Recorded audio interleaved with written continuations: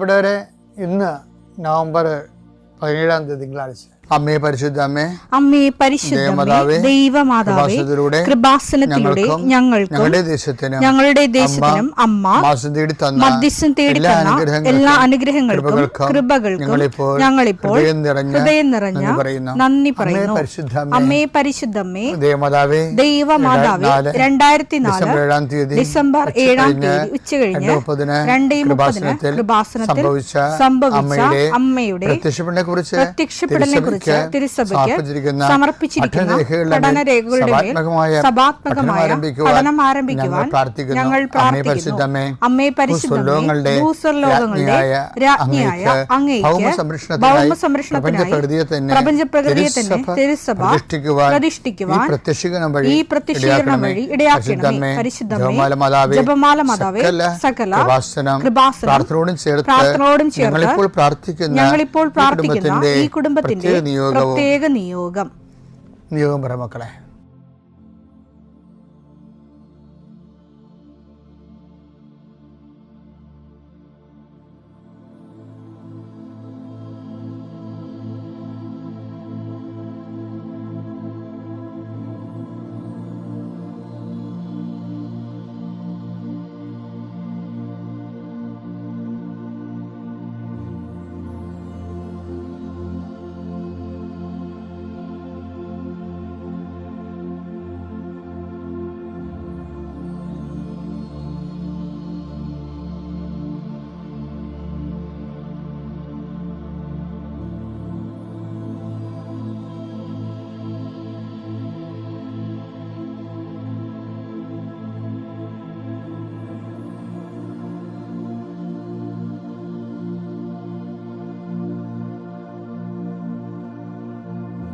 അമ്മയുടെ പ്രത്യക്ഷീകരണത്തിന്റെ ഈ അനുഗ്രഹവേളയിൽ ഞങ്ങൾക്ക് സാധിച്ചു തരുവാൻ കനിയണമേ. ആമേൻ. വിശ്വാസ പ്രമാണം. സർവശക്തനായ പിതാവും ആകാശത്തിന്റെയും ഭൂമിയുടെയും സൃഷ്ടാവുമായ ദൈവത്തിൽ ഞാൻ വിശ്വസിക്കുന്നു. അവിടുത്തെ ഏകപുത്രനും ഞങ്ങളുടെ കർത്താവുമായ ഈശോമിശിഹായിലും ഞാൻ വിശ്വസിക്കുന്നു. ഈ പുത്രൻ പരിശുദ്ധാത്മാവിനാൽ ഗർഭസ്ഥനായി കന്യകാമറിയത്തിൽ നിന്ന് പിറന്ന് പൊന്തിയോസ് പീലാത്തോസിന്റെ കാലത്ത് പീഡകൾ സഹിച്ച് കുരിശിൽ തറയ്ക്കപ്പെട്ട് മരിച്ച് അടക്കപ്പെട്ട് പാതാളങ്ങളിൽ ഇറങ്ങി മരിച്ചവരുടെ ഇടയിൽ നിന്ന് 3-ാം നാൾ ഉയർത്ത് സ്വർഗത്തിലേക്ക് എഴുന്നള്ളി സർവശക്തിയുള്ള പിതാവായ ദൈവത്തിന്റെ വലതുഭാഗത്തിരിക്കുന്നു. അവിടെ നിന്ന് ജീവിക്കുന്നവരെയും മരിച്ചവരെയും വിധിക്കുവാൻ വരുമെന്നും ഞാൻ വിശ്വസിക്കുന്നു. പരിശുദ്ധാത്മാവിലും ഞാൻ വിശ്വസിക്കുന്നു. വിശുദ്ധ കത്തോലിക്കാ സഭയിലും പുണ്യവാന്മാരുടെ ഐക്യത്തിലും പാപങ്ങളുടെ മോചനത്തിലും ശരീരത്തിന്റെ ഉയർപ്പിലും നിത്യമായ ജീവിതത്തിലും ഞാൻ വിശ്വസിക്കുന്നു. ആമേൻ. സുഖസ്ഥനായ ഞങ്ങളുടെ പിതാവേ, അങ്ങയുടെ നാമം പൂജിതമാകണമേ. അങ്ങയുടെ രാജ്യം വരണമേ. അങ്ങയുടെ തിരുമനസ് സ്വർഗത്തിലെ പോലെ ഭൂമിയിലും ആകണമേ. അന്നു വേണ്ടുന്ന ആഹാരം ഇന്ന് ഞങ്ങൾക്ക് തരണമേ. ഞങ്ങളോട് തെറ്റ് ചെയ്യുന്നവരോട് ഞങ്ങൾ ക്ഷമിക്കുന്നത് പോലെ ഞങ്ങളുടെ തെറ്റുകൾ ഞങ്ങളോടും ക്ഷമിക്കണമേ. ഞങ്ങളെ പ്രലോഭനത്തിൽ ഉൾപ്പെടുത്തരുതേ, തിന്മയിൽ ഞങ്ങൾ രക്ഷിക്കണമേ. ആമേൻ. നന്മ നിറഞ്ഞ മറിയമേ, സ്വസ്തി. കർത്താവ് അങ്ങയുടെ കൂടെ സ്ത്രീകളിൽ അങ്ങ് അനുഗ്രഹിക്കപ്പെട്ടവളാകുന്നു. അങ്ങയുടെ ഉദരത്തിൻ ഫലമായി ഈശോ അനുഗ്രഹിക്കപ്പെട്ടവനാകുന്നു. പരിശുദ്ധ മറിയമേ, തമ്പുരാന്റെ അമ്മേ, പാപികളായ ഞങ്ങൾക്ക് വേണ്ടി ഇപ്പോഴും ഞങ്ങളുടെ മരണസമയത്തും തമ്പുരാനോട് അപേക്ഷിക്കണമേ. ആമേൻ. കർത്താവേ, നിന്റെ ഉന്നതമായ നാമത്തിന് സ്വസ്ഥം ചെയ്യുന്നു. കർത്താവേ, നിന്റെ വിശുദ്ധ പൗരോഹിത്യത്തെ മഹത്വപ്പെടുത്തണമേ. കർത്താവേ, സഭയിലുള്ള സാന്നിധ്യം ദൃഢമാക്കണമേ. 39 വർഷം ഞാൻ അർപ്പിച്ച കൃപാന്റെ യുഗതിയായി കൃപാസ്ഥാന ജീവനോടെ പ്രത്യക്ഷപ്പെട്ട മാതാവിൻ്റെ മാധ്യസ്ഥയിൽ അത്താറയിൽ നടന്ന 10,000 ആരാധന ശക്തിയാൽ കൃപാസനത്തിൽ നടന്ന റാലിയുടെ ലക്ഷക്കണക്കിന് ജപമാല പ്രാർത്ഥനയുടെ ശക്തിയാൽ അങ്ങയുടെ മക്കൾക്ക് വേണ്ടി പ്രാർത്ഥിക്കുന്നു. പ്രത്യേകിച്ച് പ്രാർത്ഥനയിൽ തളർന്നു പോയവരെ, പ്രത്യേകിച്ച് പ്രാർത്ഥനയിലെ ബലം നഷ്ടപ്പെട്ടു പോയവർ, അവരുടെ ജീവിതത്തിന് സങ്കടങ്ങളും ദുരിതങ്ങളും കാരണം പ്രാർത്ഥിക്കാൻ പോലും മനസ്സ് തോന്നാത്തവർക്ക് ഈ പ്രാർത്ഥന കൊണ്ട് ഞാൻ നിന്നെ ആശീർവദിക്കുന്നു. നിൻ്റെ വഴികളിൽ അഹരോൻ്റെ ഉണക്ക ബദാം കമ്പ് പച്ച പിടിച്ചതുപോലെയും കായ്ച്ചതുപോലെയും പൂത്ത് കായ്ച്ചതുപോലെയും ദൈവതരെ ഈ ആശീർവാദ സമയം നിൻ്റെ നഷ്ടപ്രതീക്ഷകൾ പൂവണിയുകയും നീ വേണ്ടെന്ന് വെച്ച് അവസാനിപ്പിച്ച എല്ലാ കാര്യങ്ങളുടെ മേൽ കർത്താവ് പുതിയ മുളകൾ നിനക്ക് മുളപ്പിച്ചു തരികയും നീ നിന്നുപോയ കാര്യങ്ങൾ, നീ വേണ്ടെന്ന് വെച്ച് തള്ളിക്കളഞ്ഞ കാര്യങ്ങളുടെ മേൽ ദൈവം നിനക്ക് പുതിയ പ്രത്യാശ നൽകാൻ വേണ്ടി ഞാൻ ആശീർവദിക്കുന്നു. എൻ്റെ കർത്താവിൻ്റെ ഉന്നതമായ നാമത്തിൽ സഭയുടെ അധികാരത്തിൽ കുരിശടയാളത്തിൽ കൃപാസ്ഥാനത്താറെ ജീവനോടെ പ്രത്യക്ഷപ്പെട്ട മാതാവിൻ്റെ മധ്യസ്ഥത്തിന് രോഗപീഠകളെ ഈശ്വരനാമത്തിൽ സൗഖ്യം പ്രാപിക്കട്ടെ. കഴിഞ്ഞ ദിവസം നമ്മുടെ കൃപാസനത്തിൽ രസകരമായ സാക്ഷ്യം ഉണ്ടായിരുന്നു. അപ്പോൾ ഒരു കേസാണ്, കോടതി കേസ്. അപ്പോൾ വക്കീല് പറഞ്ഞു ഈ കേസ് ഞാൻ വാദിക്കണില്ല എന്ന് പറഞ്ഞു കാരണം കേസ് തോക്കും, എൻ്റെ ഹിസ്റ്ററിയിൽ അങ്ങനെ തോറ്റ കേസ് ഇല്ല, അതെൻ്റെ റെപ്യൂട്ടേഷനെ ബാധിക്കുമെന്ന് പറഞ്ഞു. അപ്പോൾ ഇവർ പറഞ്ഞ് സാറേ ഞങ്ങൾക്ക് വേറെ ആരും ഇല്ല, പരിചയമുള്ള വിശ്വാസമുള്ള ആരും ഇല്ല. പിന്നെ നമ്മളെ കോടതി ചെന്ന് പെട്ടുപോവുകയും ചെയ്ത് പിന്നെ എന്ത് ചെയ്യും. അപ്പം അത് സത്യം പറഞ്ഞാൽ അവർ പറഞ്ഞത് ശരിയായിരുന്നു. അപ്പം കേസിൻ്റെ തലേ ദിവസം അവർ വന്ന് കൃപാസ്ഥാനത്തിൽ ഇരിക്കുകയാണ് മാതാവിൻ്റെ അടുത്ത്. നാളെ കേസാണല്ലോ. അപ്പോൾ കാര്യം അവർക്ക് ആരുമില്ല, വക്കീലും കൈ ഒഴിഞ്ഞല്ല, കേസ് തോക്കും, പിന്നെ മാതാവ് മാത്രമേ ഉള്ളൂ.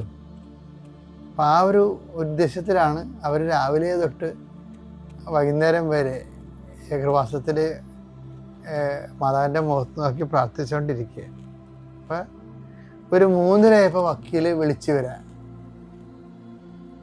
അപ്പം സാറേ എന്താ നാളല്ല കേസ്, ഞങ്ങൾക്കറിയാവേ, നിങ്ങൾ എവിടെയാണെന്ന് ചോദിച്ചു. ഞങ്ങൾ കൃപാസനത്തിലാണ്, നാളെ അല്ലേ കേസ്, ഞങ്ങൾക്കറിയാവേ. അപ്പോൾ വക്കീൽ പറയും അത് നാളെ അല്ല ഇന്നാണതെന്ന്, കേസ് ഇന്നാണ്. അപ്പോൾ അവർ ഞെട്ടിപ്പോയി, കേസ് ഇന്നാ? ആ നിങ്ങളുടെ കേസ് ഇന്നായിരുന്നു, നാളെയാണ് ഇവിടെ പോസ്റ്റ് ചെയ്തിരിക്കണമെങ്കിൽ കേസ് ഇന്നെടുത്ത് ആ കേസ് തള്ളിപ്പോ എന്ന് പറഞ്ഞു. ഇത് പറയുമ്പോൾ ഞാൻ അൾത്താരെ നിൽക്കൊണ്ട് ഞാൻ തന്നെ ഞെട്ടിപ്പോയി. ചില ആരുമില്ല എന്ന് അവർ പറഞ്ഞില്ലേ. ദൈവതിരുസന്നിധിയിൽ എപ്പോഴും നമ്മൾ ശ്രദ്ധിക്കേണ്ട ഒരു കാര്യമാണ്, നമുക്ക് ആരെങ്കിലും ഉണ്ടെങ്കിലും നിങ്ങൾ ആരും ഇല്ലെന്ന് പറയണം. അപ്പോൾ നിങ്ങളൊക്കെ കള്ളം പറയണമെന്നാണ് അച്ഛൻ പറയണത്. അതല്ല, എല്ലാവരും ഉള്ളപ്പോഴും ഇല്ലാത്തതുപോലെ ആയിരിക്കണം ദൈവതിരുസന്നിധിയിൽ ഒരു വിഷയം റിലേ ചെയ്യേണ്ടത്. കാര്യം വചനത്തിൻ്റെ ഒരു പോക്കൊക്കെ അങ്ങനെയാണ്.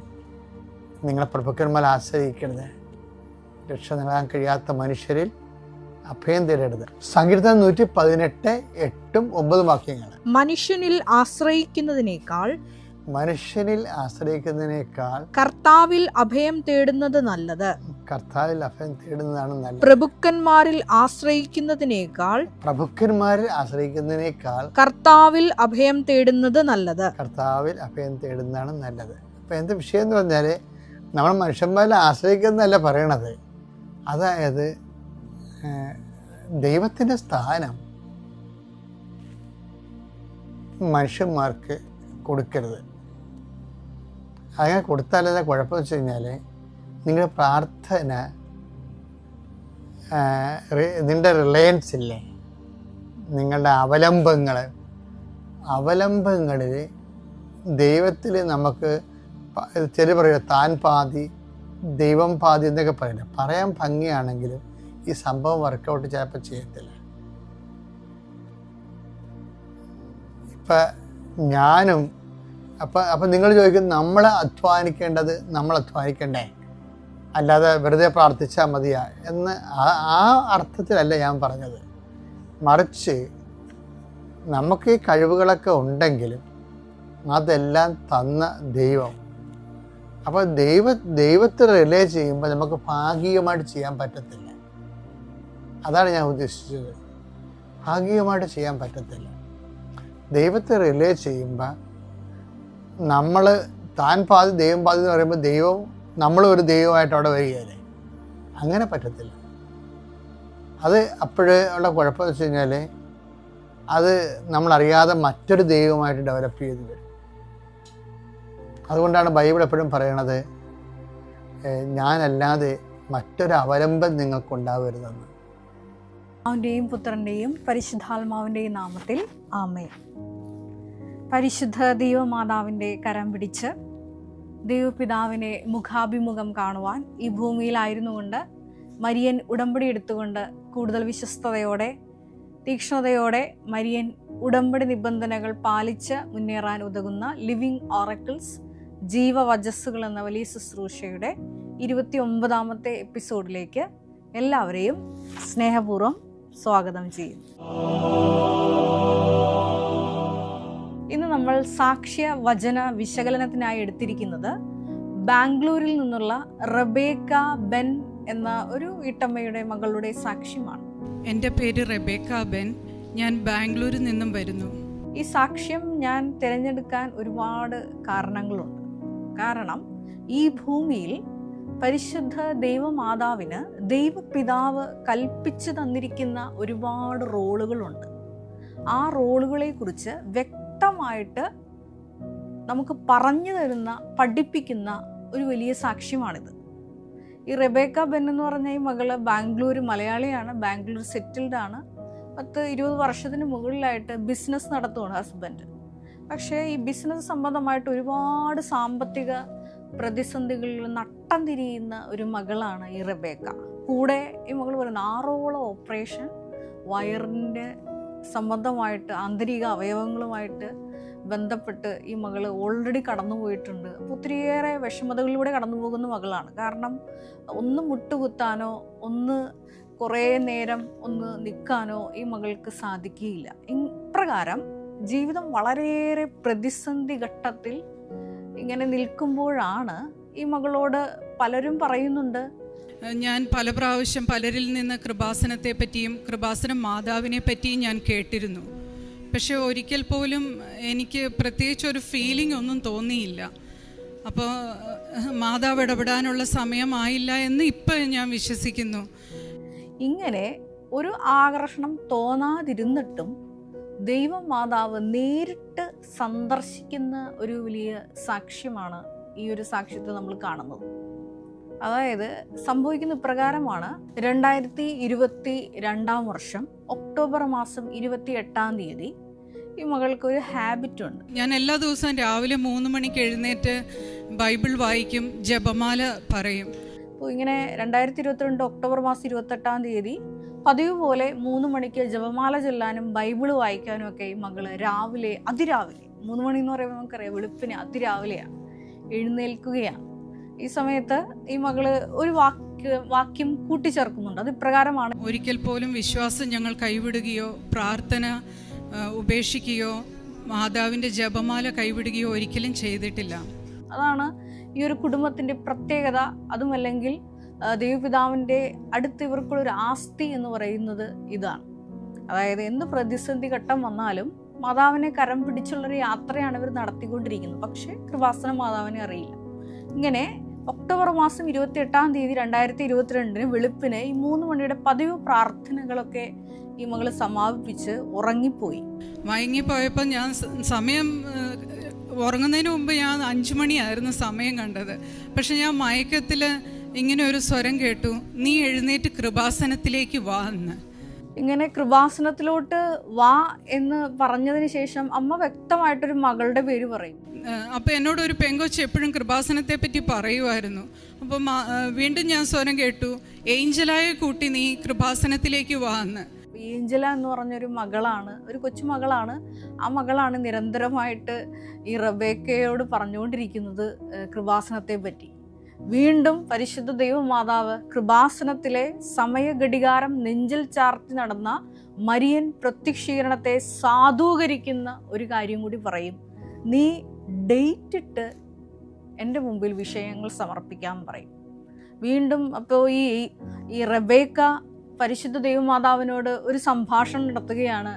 ഞാൻ കൃപാസനത്തിലോട്ട് വന്നിട്ട് എന്താണ് ചെയ്യേണ്ടതെന്ന് ചോദിക്കും. കാരണം കൃപാസനത്തിലോട്ട് ഓൾറെഡി മാതാവ് ക്ഷണിച്ചല്ലോ. അപ്പോൾ മാതാവ് വ്യക്തമായിട്ട് പറഞ്ഞു കൊടുക്കും. അപ്പം ഞാൻ ചോദിച്ചു, ഞാൻ കൃപാസനത്തിൽ വന്ന് എന്താ ചെയ്യണ്ടേ? അപ്പം എന്നോട് പറഞ്ഞു, നിനക്ക് ആവശ്യമുള്ള കാര്യങ്ങൾ നീ എന്നോട് പറ, ഞാൻ നിനക്കത് സാധിച്ചു തരാം.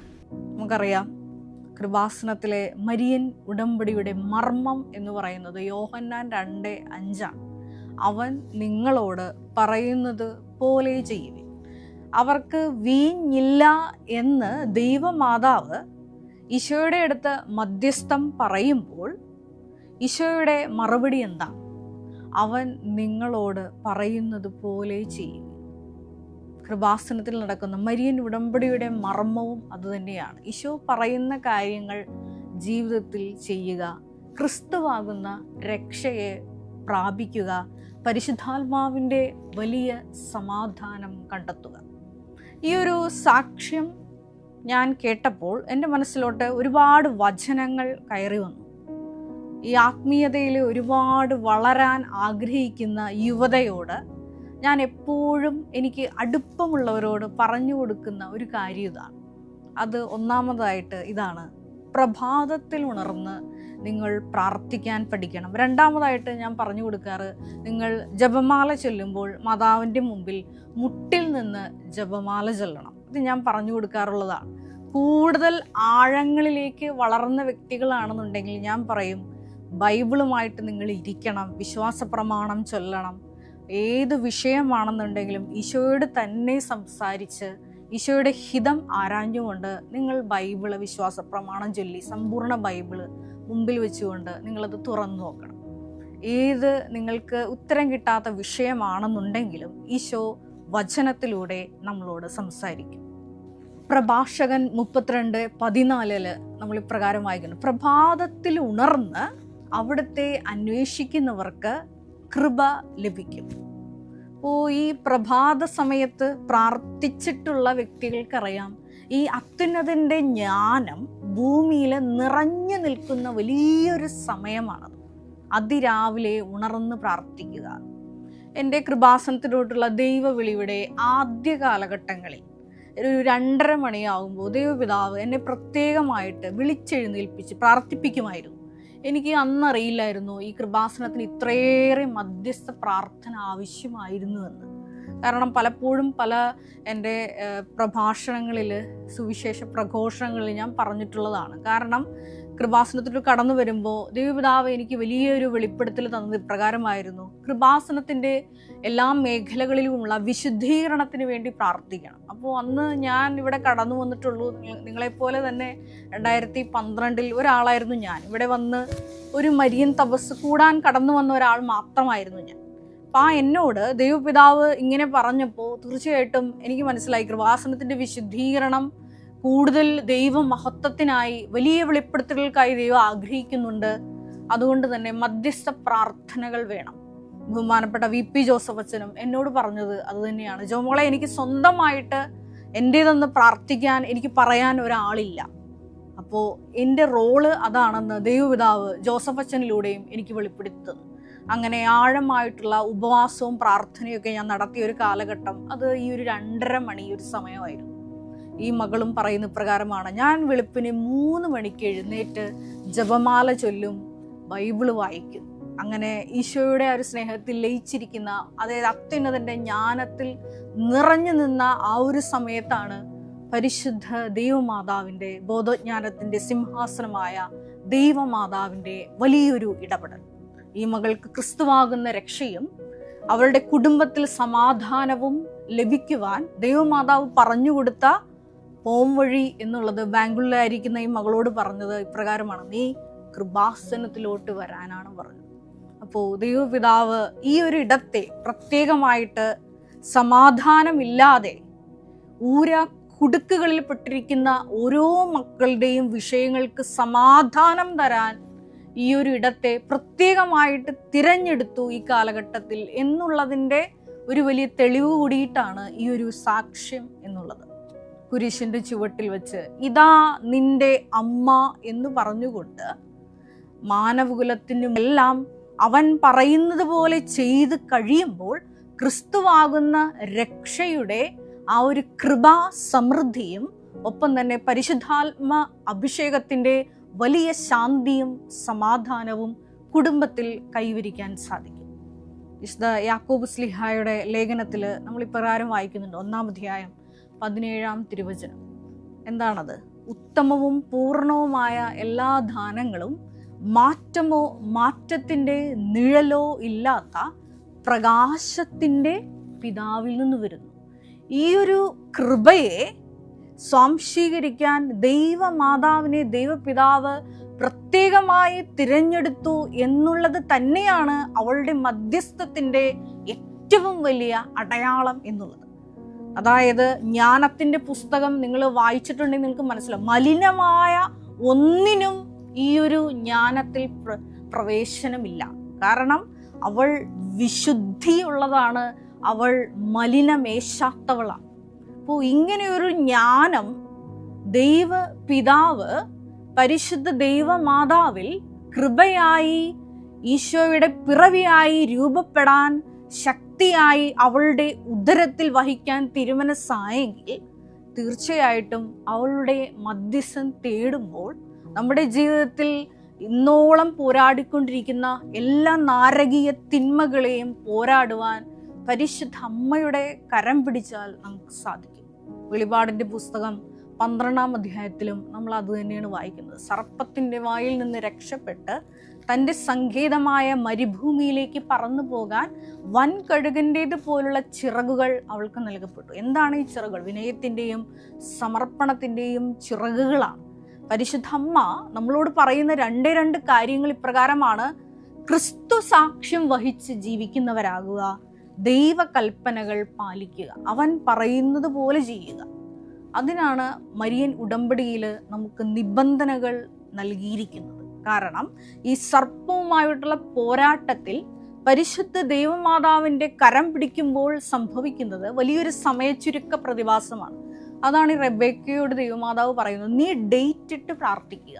അപ്പോൾ ആ മകളുടെ അപ്പോഴത്തെ അവസ്ഥ എന്ന് പറയുന്നത് ഒക്ടോബർ 28-നാണ് ദൈവമാതാവ് സന്ദർശനത്തിന് വരുന്നത്. ഒരു 10 ദിവസത്തിനുള്ളിൽ വലിയൊരു സാമ്പത്തിക വിഷയവുമായിട്ട് ഇടപെട്ട് ഇവൾക്കൊരു തീരുമാനത്തിൽ എത്തണം. കാരണം അത് അവരുടെ കുടുംബ നിലനിൽപ്പിനെ ബാധിക്കുന്ന ഒരു വിഷയമാണ്. പക്ഷെ പരിശുദ്ധ ദൈവമാതാവ് സുന്ദരമായിട്ടാണ് ഒരു ദൂതനെ വിട്ട് മറ്റൊരു കുടുംബത്തെ ഈ ഭവനത്തിലേക്ക് അയച്ച് ഈ മകളുടെ സാമ്പത്തിക ബാധ്യത മൊത്തം ആ കുടുംബം ഏറ്റെടുക്കാമെന്ന് ഉറപ്പ് കൊടുത്തു. അത് പരിശുദ്ധ ദൈവമാതാവിൻ്റെ സന്ദർശനത്തിൻ്റെ പ്രതിഫലനമാണ്. അപ്പോൾ മാതാവ് അവളോട് പറയുന്നുണ്ട്, നീ ഡേറ്റ് ഇടെന്ന് പറയും. അപ്പോൾ ഈ മകള് പറയുന്നുണ്ട്, എനിക്ക് ഇത് ഡേറ്റ് ഇട്ടെന്ന് പറഞ്ഞാൽ മനസ്സിലായില്ല, എനിക്ക് അത്ര വിശ്വാസം തോന്നിയില്ല. പക്ഷേ ദൈവമാതാവ് നവംബർ 6-നുള്ളിൽ ആ വിഷയത്തിന്, അതായത് 10 ദിവസം പോലും എടുത്തില്ല, ആ ദിവസത്തിനുള്ളിലാണ് ഈ ഒരു വിഷയത്തിന് തീരുമാനമുണ്ടാക്കിയത്. അതായത് കൃപാസനത്തിൽ പ്രത്യക്ഷയായ ദൈവമാതാവിന് നമ്മുടെ ജീവിതത്തിലെ ഏത് കീറാമുട്ടിയായ വിഷയമാണെന്നുണ്ടെങ്കിലും സമയ സന്ദർഭങ്ങളുടെ മേൽ ഇടപെട്ട് നിങ്ങൾ ആഗ്രഹിക്കുന്ന സമയത്തിനുള്ളിൽ തന്നെ ദൈവിക പദ്ധതികൾ നിറവേറ്റാൻ, നടപ്പിൽ വരുത്താൻ വലിയ സ്വാധീനം ദൈവപിതാവിൻ്റെ അടുക്കൽ ചെലുത്താൻ സാധിക്കും എന്നുള്ളതിൻ്റെ വലിയൊരു തെളിവ് കൂടിയിട്ടാണ് തെളിവുമായിട്ടാണ് ഈ ഒരു മകള് ഈ സാക്ഷ്യം അൾത്താരയിൽ പങ്കുവയ്ക്കുന്നത്.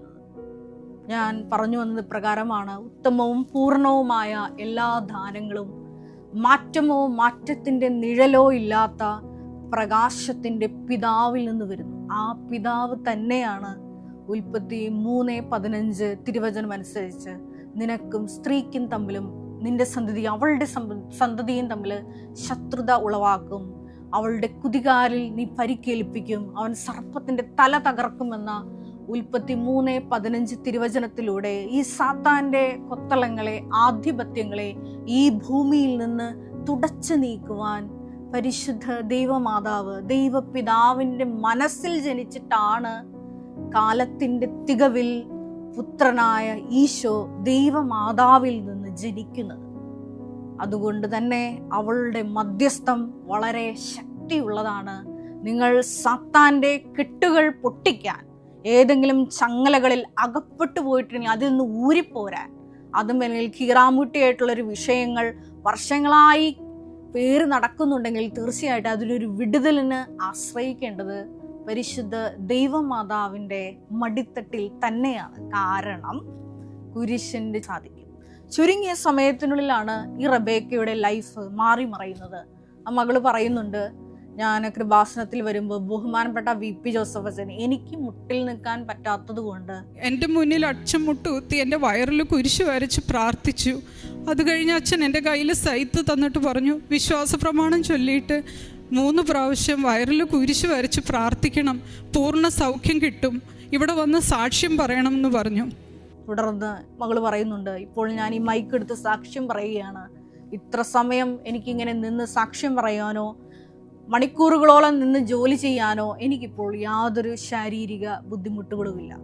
കാരണം എല്ലാ വിഷയങ്ങൾക്കും സമയ ചുരുക്കത്തിനുള്ളിലാണ് ദൈവമാതാവ് ഒറ്റ കൃപാസന സന്ദർശനം വഴി, മരിയൻ ഉടമ്പടി വഴി ആ മകളുടെ ജീവിതത്തിൽ സാധ്യമാക്കി കൊടുത്തത്. യാക്കോബ് 3:17 തിരുവചനത്തിൽ നമ്മൾ വീണ്ടും ജ്ഞാനത്തിൻ്റെ വലിയ പ്രതിഫലനങ്ങൾ വായിക്കുന്നുണ്ട്. അത് ശുദ്ധമാണ്, സമാധാന പൂർണ്ണമാണ്, വിനീതമാണ്, വിധേയത്വമുള്ളതാണ്, കാരുണ്യമുള്ളതാണ്, സൽഫലങ്ങൾ നിറഞ്ഞതാണ് എന്നൊക്കെ നമ്മൾ വായിക്കുമ്പോൾ നമുക്ക് ഒന്നും മനനം ചെയ്യാം. ഈശോയുടെ ജ്ഞാനം നമ്മളിലും നിറഞ്ഞിട്ടുണ്ടോ? വലിയ കൃപകളൊക്കെ നമ്മുടെ ജീവിതത്തിൽ സ്വന്തമാക്കുമ്പോൾ പരിശുദ്ധ അമ്മയെപ്പോലെ രക്ഷകന്റെ അമ്മയായി ഉയർത്തപ്പെട്ടപ്പോഴും ഇതാ കർത്താവിൻ്റെ ദാസി, അവൾ രാജ്ഞിയാണ് എന്ന് അറിഞ്ഞിട്ടാണ് ദൈവമാതാവ് ദൂതന്റെ അടുത്ത് പറയുന്നത്, ഇതാ കർത്താവിൻ്റെ ദാസി, എന്താണോ ദൈവഹിതം അത് എന്നിൽ നിറവേറട്ടെ, നിന്റെ വാക്ക് അത് എന്നിൽ നിറവേറട്ടെ എന്ന്. വലിയ കൃപകളും അനുഗ്രഹങ്ങളൊക്കെ സ്വന്തമാക്കി കഴിയുമ്പോൾ നമുക്കും ഈ ഒരു ജ്ഞാനത്തിൻ്റെ പ്രതിഫലനങ്ങൾ സ്വന്തമാക്കാം. കാരണം നിലനിൽക്കുന്ന ധനം അത് അവളിലാണുള്ളത്. ജ്ഞാനത്തിൻ്റെ ഒരു പ്രതിഫലനം അതാണ്. കാരണം നമ്മൾ ഇന്ന് കാണുന്ന, നമ്മൾ ആർജിച്ചിട്ടിരിക്കുന്ന വീടാകാം, കാറാകാം, സ്വത്തുക്കളാകാം, അക്കൗണ്ട് ആകാം, ഡെപ്പോസിറ്റ്സ് ആകാം, ഇതെല്ലാം അപ്രത്യക്ഷമാകുന്നതാണ്.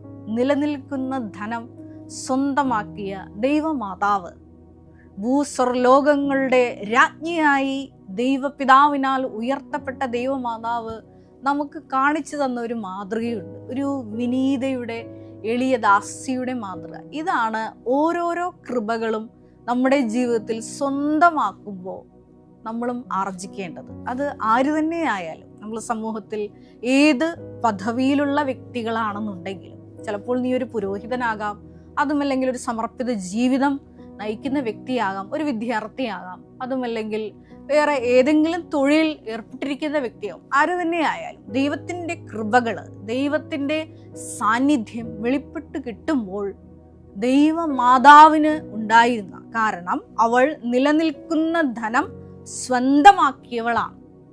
അവളുടെ മാതൃകയാണ് ഈ ഭൂമിയിൽ ആദ്യമായിട്ട് ഒരു മനുഷ്യ സ്ത്രീ എന്ന നിലയിൽ ജ്ഞാനത്താൽ പൂരിതയായി ജീവിച്ച് കാണിച്ച അവളുടെ മാതൃകയാണ് നമ്മൾ ഓരോരുത്തരും അനുകരിക്കേണ്ടത്. കാരണം കുരിശിൻ്റെ ചുവട്ടിൽ വെച്ച് നമുക്കെല്ലാവർക്കും അമ്മയായി തന്നതാണ് നമ്മുടെ സ്വന്തം അമ്മയായ ദൈവമാതാവിനെ. ആ മാതാവിൻ്റെ വലിയ മാതൃക അനുകരിക്കുന്നവരായി, അമ്മയുടെ സ്വന്തം കുഞ്ഞുങ്ങളായി നമുക്ക് വളരാം. ഒരു നിമിഷം നമുക്ക് കണ്ണുകൾ അടയ്ക്കാം. നാളിതുവരെ മരിയൻ ഉടമ്പടിയിൽ നിലനിന്ന് ഒത്തിരിയേറെ കൃപകൾ സ്വന്തമാക്കിയപ്പോൾ എനിക്ക് ജ്ഞാനത്താൽ നിറഞ്ഞ ഒരു മനോഭാവമാണോ ഇതുവരെ ഉണ്ടായത് എന്ന് നമുക്കൊന്ന് വിശകലനം ചെയ്യാം. ജ്ഞാനം വിനീതമാണ്, ശുദ്ധമാണ്, കാരുണ്യം നിറഞ്ഞതാണ്, മറ്റ് സദ്ഫലങ്ങൾ നിറഞ്ഞതാണ്, സമാധാനപൂർണമാണ്, വിധേയത്വം നിറഞ്ഞതാണ് എന്നൊക്കെ യാക്കോബ് ശ്ലീഹായുടെ ലേഖനത്തിൽ 3-ാം അധ്യായം 17-ാം തിരുവചനത്തിലൂടെ ഞങ്ങൾ കാണുകയായിരുന്നു.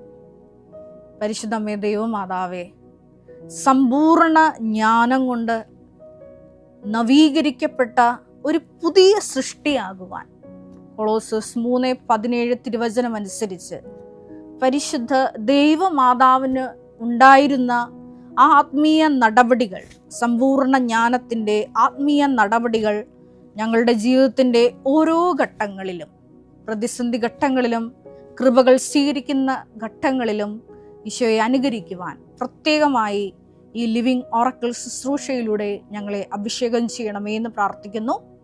കർത്താവായ ക്രിസ്തു വഴി ഞങ്ങൾ സമർപ്പിക്കുന്ന പ്രാർത്ഥന കേട്ടൊള്ളണമേ. Ave Maria. നാമത്തിന് മഹത്വം ഉണ്ടാവട്ടെ. എൻ്റെ പേര് ജോസ്ന ആൻ്റണി. ഞാൻ Ithithanam saint Mary's church Changanassery അതിരൂപത അംഗമാണ്. ഞാൻ ഡിസംബർ 6-ാം തീയതി തീർത്ഥാടന ഉടമ്പടി എടുത്തതാണ്. ഇപ്പം 3 പ്രാവശ്യം ഞാൻ ഉടമ്പടി പുതുക്കി.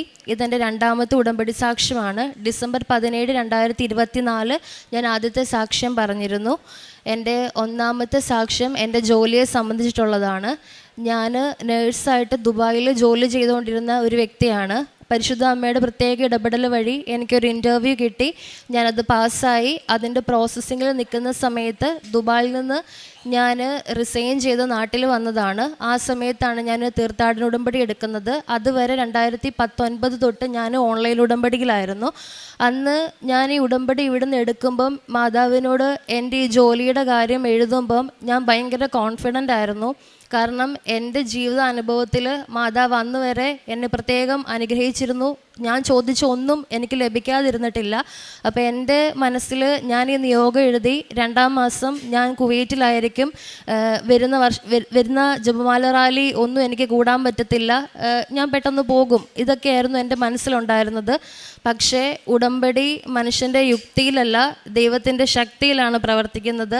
കാലതാമസങ്ങൾ വരുന്നത് ചിലപ്പോഴൊക്കെ നമ്മൾ ഉടമ്പടി കംപ്ലീറ്റ് അങ്ങനെ അനുസരിക്കാത്തത് കൊണ്ട് മാത്രമല്ല, ദൈവത്തോട് നമ്മോട് സംസാരിക്കാനുണ്ട്, ദൈവത്തിൻ്റെ കൂടെ നമുക്കിരിക്കാൻ കുറച്ച് സമയം ദൈവം അനുവദിച്ച് തരുന്നതാണെന്നാണ് അതിൻ്റെ അർത്ഥം. എൻ്റെ നിയോഗത്തിലേക്ക് കിടക്കട്ടെ. എൻ്റെ 1ാമത്തെ നിയോഗം എൻ്റെ ജോലിയാണ്. ഞാൻ പ്രോസസ്സ് സ്റ്റാർട്ട് ചെയ്തിട്ടാണ് റിസിഗ്നേഷൻ ചെയ്തിട്ട് നാട്ടിൽ വരുന്നത്. ആ സമയത്ത് എനിക്ക് അറ്റസ്റ്റേഷൻ നടക്കാൻ വേണ്ടി കൊടുത്തിരിക്കുകയായിരുന്നു. യൂഷ്വലി കുവൈറ്റ് അറ്റസ്റ്റേഷൻ ചെയ്യാൻ വേണ്ടിയിട്ട് 45 ദിവസം വരെ സമയമെടുക്കും. പക്ഷേ 90 ദിവസങ്ങൾ കഴിഞ്ഞിട്ടും എൻ്റെ അറ്റസ്റ്റേഷൻ നടന്നിരുന്നില്ല. ഞാൻ 1ാമത്തെ ഉടമ്പടി എടുത്ത് 90 ദിവസം കഴിഞ്ഞു. എൻ്റെ ഉടമ്പടിയിൽ ഒന്നും സംഭവിച്ചില്ല. 2ാമത്തെ ഉടമ്പടി പുതുക്കി പ്രാർത്ഥിച്ചുകൊണ്ടിരുന്നു, ഒന്നും നടക്കുന്നില്ല. ഞാൻ ഏപ്രിൽ മന്ത് വന്നിട്ട് ജോസഫ് അച്ഛനെ കണ്ടു. അച്ഛൻ എന്നെ ബ്ലെസ് ചെയ്തു. അച്ഛൻ എനിക്ക് വേണ്ടി മാതാവിനോട് പ്രാർത്ഥിച്ചിരുന്ന സമയത്ത് എനിക്ക് മാതാവിൻ്റെ മെസ്സേജ് വന്നു. മാതാവ് എന്നോട് സംസാരിച്ചു.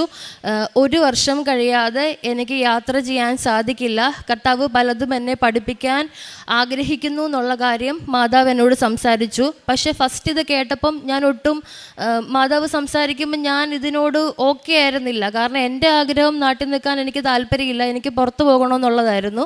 പക്ഷേ ദൈവത്തിൻ്റെ പ്രൊസീജിയർ ഇതാണ്, ദൈവം ആഗ്രഹിക്കുന്നത് ഇതാണെന്ന് അന്ന് ഈ അൾത്താരയുടെ മുന്നിൽ ഇരുന്ന് തന്നെ മാതാവ് എന്നോട് പറഞ്ഞു തന്നിട്ടുണ്ടായിരുന്നു.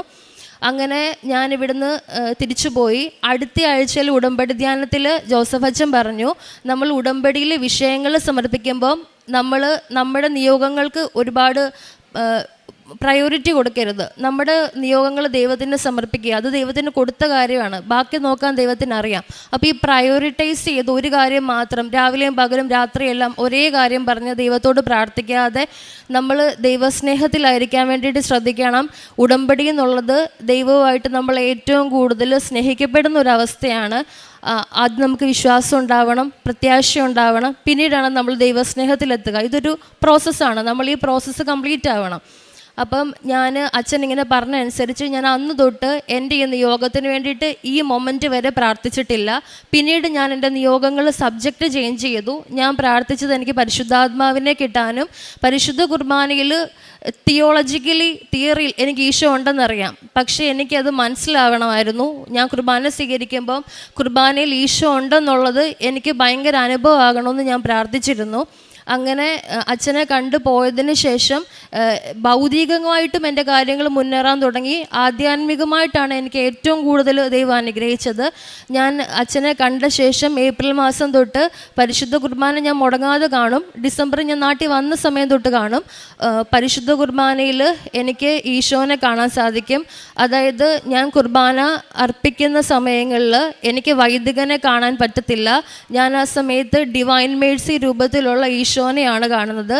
2 കൈയും വിരിച്ചു നിൽക്കുന്ന എൻ്റെ അടുത്ത് ഇത്രയും ക്ലോസ് ആയിട്ട് നിൽക്കുന്ന ഈശോനെ ഞാൻ കാണുക. അത് അന്ന് തൊട്ട് ഇന്ന് വരെ, ഇന്ന് രാവിലത്തെ പരിശുദ്ധ കുർബാന വരെ ഞാൻ കാണുന്നുണ്ട്. ഈശോ ആ സമയങ്ങളിൽ ഒരുപാട് വചനം തരും, മഴ പോലെ വചനം തരും. കർത്താവ് എപ്പോഴും എൻ്റെ കൺമുൻപിലുണ്ട്. ഇങ്ങനെ ദൈവം കൂടെ നിൽക്കുന്ന ഒത്തിരി വചനം ആ സമയത്ത് ഈശോ സംസാരിക്കും. അതേപോലെ തന്നെ പരിശുദ്ധ കുർബാന സ്വീകരിക്കുന്ന സമയത്ത് പരിശുദ്ധ കുർബാന എനിക്ക് നാവിൽ തരിപ്പ് പോലെ അനുഭവപ്പെടും. ഒരു മിനിറ്റ്, മില്ലി സെക്കൻഡ്സിലൊക്കെ ഭയങ്കര ഒരു വലിയ ശ്വാസതടസ്സം അനുഭവപ്പെടും.